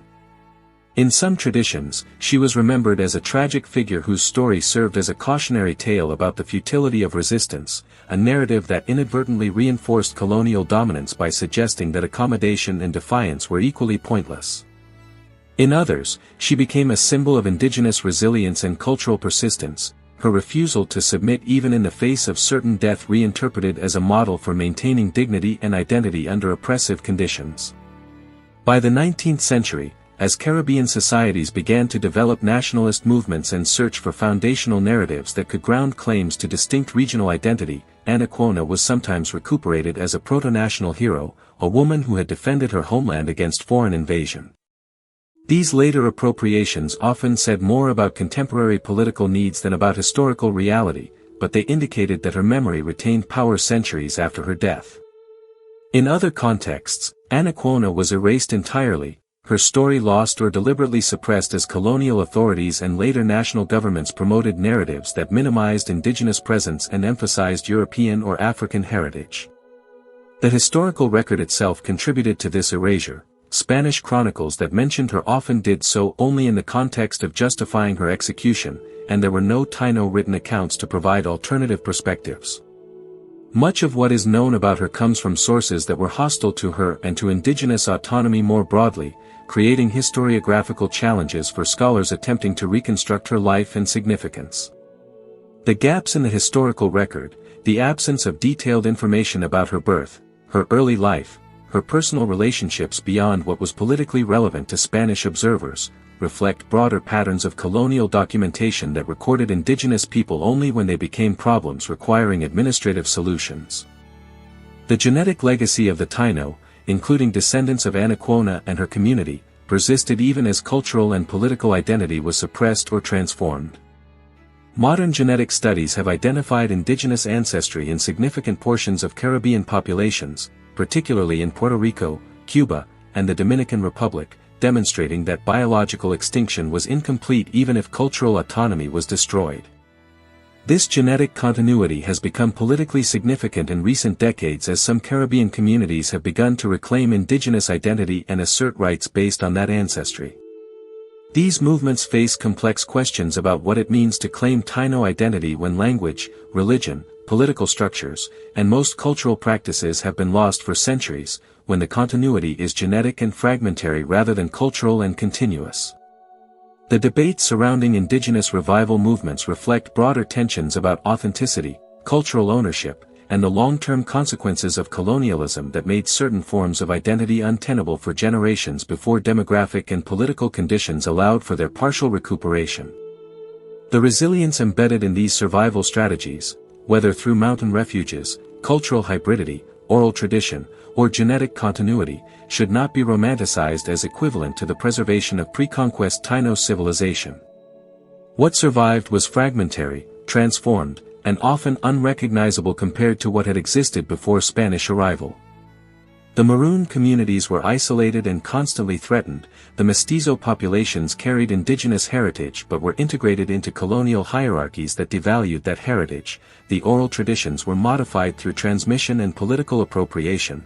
The genetic continuity existed without the cultural framework that would have given it meaning in pre-conquest terms. Survival under these conditions was an achievement, but it was survival purchased at the cost of almost everything that had made Taíno society coherent and distinctive. The tone appropriate to this chapter is not celebratory but sober, an acknowledgement that resistance occurred and memory persisted, but without false comfort about what was lost or what could be recovered. Anacaona's legacy, like the legacy of the Taíno people more broadly, is one of profound rupture only partially mitigated by fragments of continuity that survived against overwhelming odds and in forms that would have been unrecognizable to those who lived before conquest made such compromises necessary. The official Spanish account of the massacre at Xaragua and Anacaona's subsequent execution was crafted with deliberate care, its language designed to transform what contemporary observers might recognize as mass murder into administrative necessity. The primary chroniclers whose versions shaped the historical record, Gonzalo Fernández de Oviedo, Bartolomé de las Casas, and later historians working from official documents, presented competing interpretations, but even those critical of colonial violence operated within a framework that accepted certain foundational assumptions about Spanish authority and indigenous status. Oviedo, who served as an official historian and had personal connections to colonial administrators, framed the events as a justified response to imminent rebellion. In his account, Anacaona and the assembled caciques were plotting a coordinated uprising that would have massacred Spanish settlers and destroyed the colony. Oviedo's decision to act preemptively, in this telling, was not brutality but prudent governance, the responsible exercise of authority by an administrator protecting Spanish lives and royal interests. The fact that no evidence of such a conspiracy was ever presented became irrelevant within narrative structures that assumed indigenous resistance was always latent and that Spanish violence was always defensive.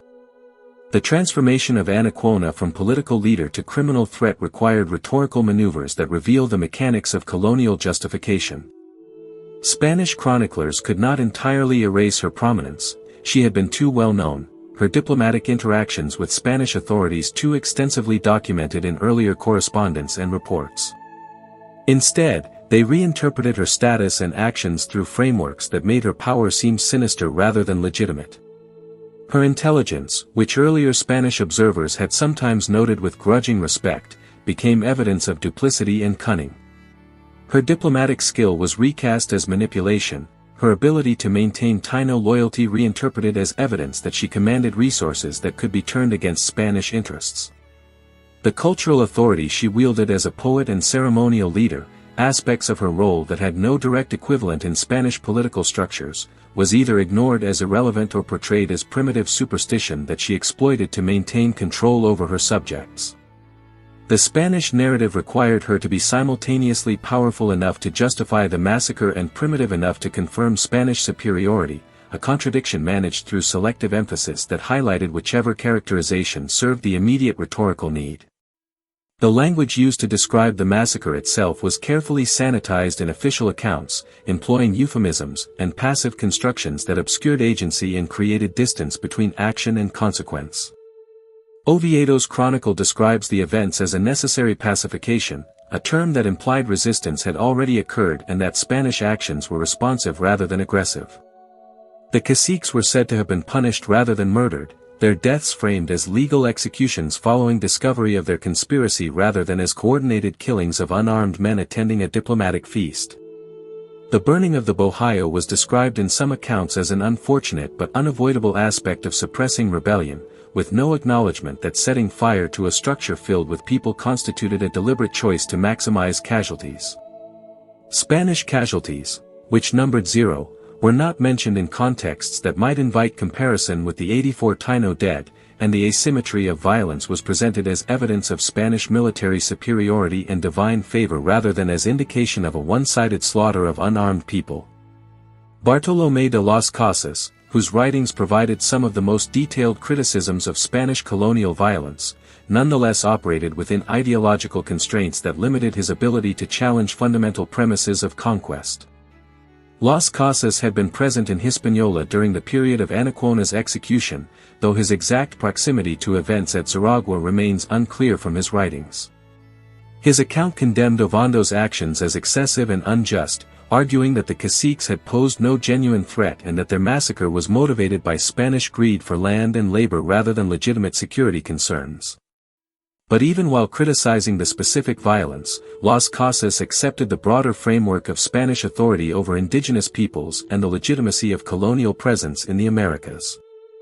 His critique was that Spanish colonizers had violated their own stated principles, that they had failed to convert and protect indigenous populations as Christian doctrine required, not that the conquest itself was fundamentally unjust. This limited his narrative's ability to recognize Anacaona as a legitimate political leader defending her people's sovereignty.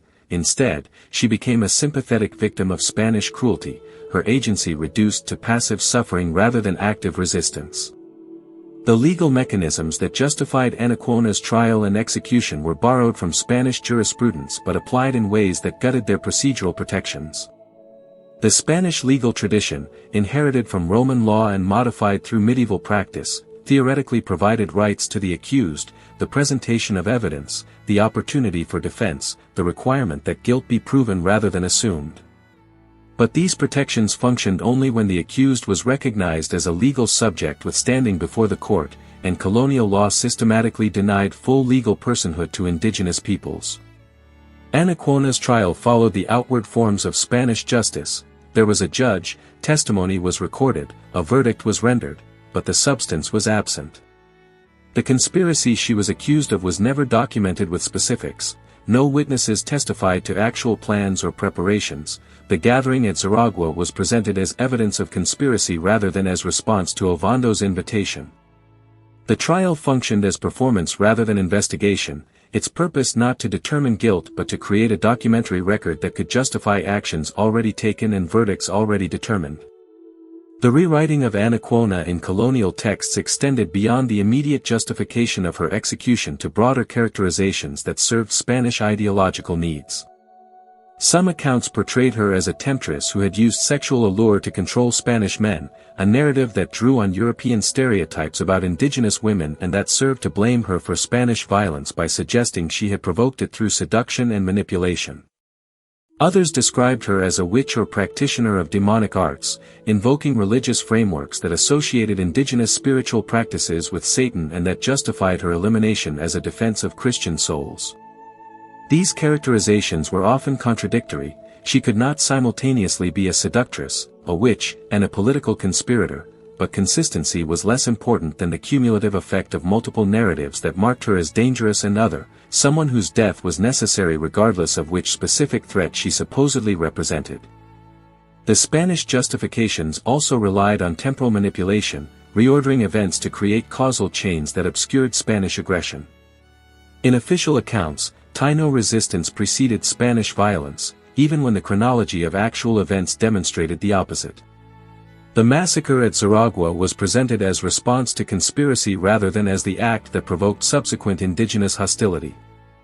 This reversal of cause and effect was facilitated by the fact that Spanish authorities controlled the documentary record. They determined what was written down, what was preserved, and what was transmitted to royal officials in Spain who would evaluate colonial governance. Indigenous perspectives, which might have challenged these narratives, were excluded not only because few Taíno were literate in Spanish but because colonial legal and administrative systems did not recognize indigenous testimony as credible when it contradicted Spanish accounts. The long-term impact of these justifications extended far beyond Anacaona's individual case.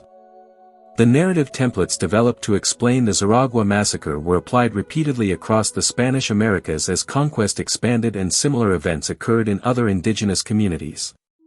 The preemptive strike against conspiracy became a standard justification for eliminating indigenous leadership. The characterization of diplomatic resistance as criminal plotting was deployed whenever colonial authorities wanted to suppress autonomy without acknowledging aggression.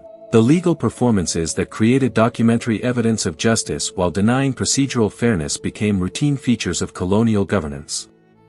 These patterns were not unique to Spanish colonialism. Other European powers would develop similar rhetorical strategies, but the Spanish system was particularly sophisticated in its development of legal and theological frameworks that could launder violence through language and make genocide appear as the unfortunate but necessary cost of bringing civilization and Christianity to savage peoples. The forensic examination of these justifications reveals not just historical dishonesty but the systematic nature of colonial ideology. The Spanish chroniclers who wrote these accounts were not necessarily cynical liars consciously fabricating narratives they knew to be false. Many genuinely believed in the civilizing mission of Spanish colonialism, in the inherent superiority of Christian European culture, and in the necessity of imposing order on populations they viewed as chaotic and primitive. Their descriptions of Anacaona and the Xaragua massacre reflected these beliefs, interpreting events through frameworks that made Spanish violence seem rational and indigenous resistance seem irrational. The problem was not individual dishonesty but epistemic structures that made certain forms of truth invisible and certain forms of violence appear justified. Exposing these mechanics does not simply correct the historical record regarding one woman's death. It reveals how colonialism functioned as a system for transforming conquest into law, violence into order, and dispossession into legitimate governance through the careful manipulation of language and the strategic control of documentary evidence. The recovery of Anacaona's story in the late 20th and early 21st centuries represents not the correction of historical oversight but the deliberate reversal of centuries of erasure that served specific ideological and political purposes. For generations after her execution, her name appeared primarily in Spanish colonial chronicles where she functioned as a minor character in narratives about the successful pacification of Hispaniola, a footnote to stories about European expansion and Christian civilization. The nationalist histories that emerged in the Dominican Republic and Haiti during the 19th century, while sometimes invoking indigenous heritage as part of foundational mythology, focused overwhelmingly on European and African contributions to Caribbean identity, treating the Taíno as a vanished prologue rather than as ancestors whose destruction was foundational to the societies that replaced them. It was only as indigenous rights movements gained international visibility in the latter half of the 20th century, and as post-colonial scholarship began systematically challenging Eurocentric historical narratives, that figures like Anacaona were recuperated as subjects worthy of sustained historical attention rather than brief mentions in accounts of Spanish colonial administration. The contemporary reclamation of Anacaona's legacy has taken multiple forms, each reflecting different political and cultural agendas. In the Dominican Republic, she has been incorporated into nationalist narratives as a symbol of resistance against foreign domination, her story invoked to establish historical continuity between pre-Columbian indigenous societies and modern Dominican identity. Schools, streets, and cultural centers bear her name, and her image appears in public art and commemorative ceremonies. This official recognition represents progress in acknowledging indigenous history, but it also raises complex questions about appropriation and authenticity. The modern Dominican population is predominantly of mixed European, African, and indigenous ancestry, with Taíno cultural practices largely extinct for centuries. Claiming Anacaona as a national hero involves a selective relationship with indigenous heritage, celebrating resistance while obscuring the reality that Dominican society is itself a product of the colonial structures that destroyed the Taíno. The memorialization can function as a form of historical reconciliation or as a way of domesticating indigenous history, transforming a story about genocide into a comfortable narrative about multiculturalism and national resilience. In Haiti, Anacaona's legacy intersects with different historical trajectories and political meanings. The Haitian Revolution of 1791 to 1804, which overthrew slavery and established the first black republic in the Americas, created a national identity primarily rooted in African heritage and the experience of enslaved people successfully claiming freedom through armed resistance. Indigenous history, while acknowledged, occupied a secondary position in narratives focused on black liberation and anti-colonial struggle. Recent decades have seen increased attention to the Taíno presence in Haiti's pre-colonial past and to figures like Anacaona as part of a broader reckoning with the multiple layers of violence and resistance that characterize Caribbean history. For some Haitian intellectuals and activists, recovering indigenous history serves to complicate narratives that might otherwise focus exclusively on African and European dynamics, recognizing that the land on which these later struggles occurred had been the site of an earlier genocide whose consequences remain visible in the demographic and cultural landscape. The incorporation of Anacaona's story into indigenous rights movements extends beyond the Caribbean to hemispheric and global contexts. International organizations advocating for indigenous peoples have invoked her story as an early example of colonial violence and indigenous resistance, connecting her fate to ongoing struggles over land rights, cultural preservation, and political sovereignty faced by indigenous communities throughout the Americas. These invocations operate at a level of abstraction that can obscure historical specificity, Anacaona's actual diplomatic strategies, the particular conditions of Taíno society, the specific mechanisms of Spanish colonialism in early 16th century Hispaniola, in favor of making her a symbol of universal indigenous experience under colonialism. This symbolic function serves important political purposes, creating solidarity across diverse indigenous movements and providing historical grounding for contemporary activism, but it also risks flattening the complexity of her actual life and reducing her to an archetype that fits contemporary political needs rather than historical reality. The marginality of Anacaona's story in mainstream narratives of American history reflects broader patterns of how colonial violence is remembered and taught. United States history curricula typically begin the story of the Americas with English colonization in the 17th century, treating Spanish colonization as a separate and often exotic narrative about distant regions with minimal connection to the founding of the United States. The Taíno genocide, when mentioned at all, appears as a brief preliminary to more detailed discussions of English settlement, a tragic but ultimately peripheral event that does not fundamentally challenge narratives about American exceptionalism or the positive arc of westward expansion and democratic development. This marginalization is not accidental but reflects choices about which histories are considered central and which can be relegated to specialized courses or brief mentions. The reluctance to center stories like Anacaona's stems partly from discomfort with the implications, recognizing the Xaragua massacre and the broader Taíno genocide as foundational events in American history requires acknowledging that European colonization was built on systematic violence from its inception, that genocide was not an aberration but a structural feature of colonial expansion, and that the societies that benefited from that violence, including the modern United States, carry responsibilities that follow from that history. The question of what responsibility follows from historical recognition remains contested and unresolved. For some, acknowledging figures like Anacaona and events like the Xaragua massacre is primarily about correcting the historical record, ensuring that indigenous experiences are documented and remembered with the same attention given to European colonial projects. This approach treats historical knowledge as an end in itself, valuable for creating more complete and accurate understandings of the past regardless of whether that knowledge generates specific contemporary obligations. Others argue that historical recognition must be connected to material reparations and political changes that address ongoing inequalities rooted in colonial histories.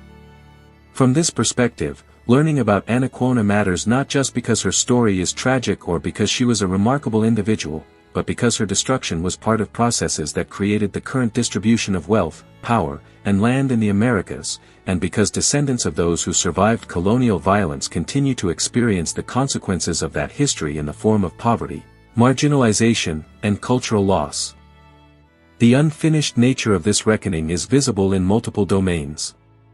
Legal and political structures throughout the Americas remain largely unchanged in their relationship to indigenous peoples, who continue to struggle for recognition of land rights, political sovereignty, and cultural autonomy against nation-states that claim authority over territories through colonial succession. The Catholic Church, which provided theological justification for Spanish conquest and whose priests blessed colonial violence while sometimes critiquing its excesses, has issued apologies for historical abuses but has not engaged in the systematic restitution or structural reform that some indigenous advocates demand. Educational systems have slowly incorporated more indigenous history but often do so in ways that segregate that history into special units or months rather than integrating it into foundational narratives about how American societies were formed. The dominant frameworks for understanding American history, progress, development, civilization, remain largely intact even as the evidence they exclude or minimize has become more visible. Anacaona's story matters not as a tragic footnote to the larger narrative of European expansion but as a foundational chapter in understanding how colonialism functioned and how its consequences persist. Her execution was not an unfortunate excess by a particularly brutal governor but an example of standard colonial practice, the elimination of indigenous leadership as a prerequisite for total control. The massacre at Xaragua was not an isolated atrocity but part of systematic violence that characterized Spanish and later European colonization throughout the hemisphere. The legal and rhetorical frameworks that justified her death, the show trial, the accusations of conspiracy, the characterization of diplomatic resistance as criminal rebellion, were replicated in countless other contexts as colonialism expanded. The demographic collapse that followed her execution in Xaragua exemplified processes that would destroy indigenous societies across the Americas, combining disease, forced labor, violence, and cultural suppression into a mechanism of erasure that operated with industrial efficiency centuries before that term existed. The responsibility that follows from recognizing this history is not primarily about guilt or blame assigned to individuals living centuries after these events. It is about understanding that contemporary societies, particularly in the Americas, were built on foundations of violence whose consequences remain active rather than safely historical. The wealth disparities between Europe and the Americas, between settler-descended populations and indigenous communities, between the global North and South, have roots in colonial extraction that began with figures like Columbus and Ovando and that continued through centuries of systematic exploitation. The political structures that govern most American nations derive legitimacy from colonial frameworks that never adequately addressed the question of indigenous sovereignty or consent. The cultural narratives that shape identity and belonging in these societies often erase or minimize indigenous presence, treating colonization as a completed historical process rather than an ongoing structure of power. Anacaona's legacy, properly understood, is not inspiration or celebration but confrontation. Her story forces recognition that the societies many people inhabit were created through processes that would be recognized as genocide if they occurred today, and that the benefits and privileges enjoyed by descendants of colonizers and settlers derive at least partially from that violence. It challenges narratives of inevitable progress by showing how sophisticated civilizations were deliberately destroyed, how diplomatic efforts to coexist peacefully were met with massacre, and how legal and religious frameworks were manipulated to justify unconscionable violence. It demands acknowledgement that the erasure of indigenous peoples from historical narratives and contemporary consciousness was not an accident but a continuation of colonial projects that required both physical elimination and memorial forgetting to succeed completely. The viewer or reader who encounters Anacaona's story is left not with closure. There can be no satisfying resolution to genocide, but with questions about what acknowledgement requires and what responsibilities follow from knowing. The unfinished reckoning is not someone else's problem to solve but a collective inheritance that shapes the present in ways both visible and hidden, and that will continue shaping the future until the structural consequences of colonial violence are meaningfully addressed rather than acknowledged and then set aside as historical curiosities too distant to demand contemporary response.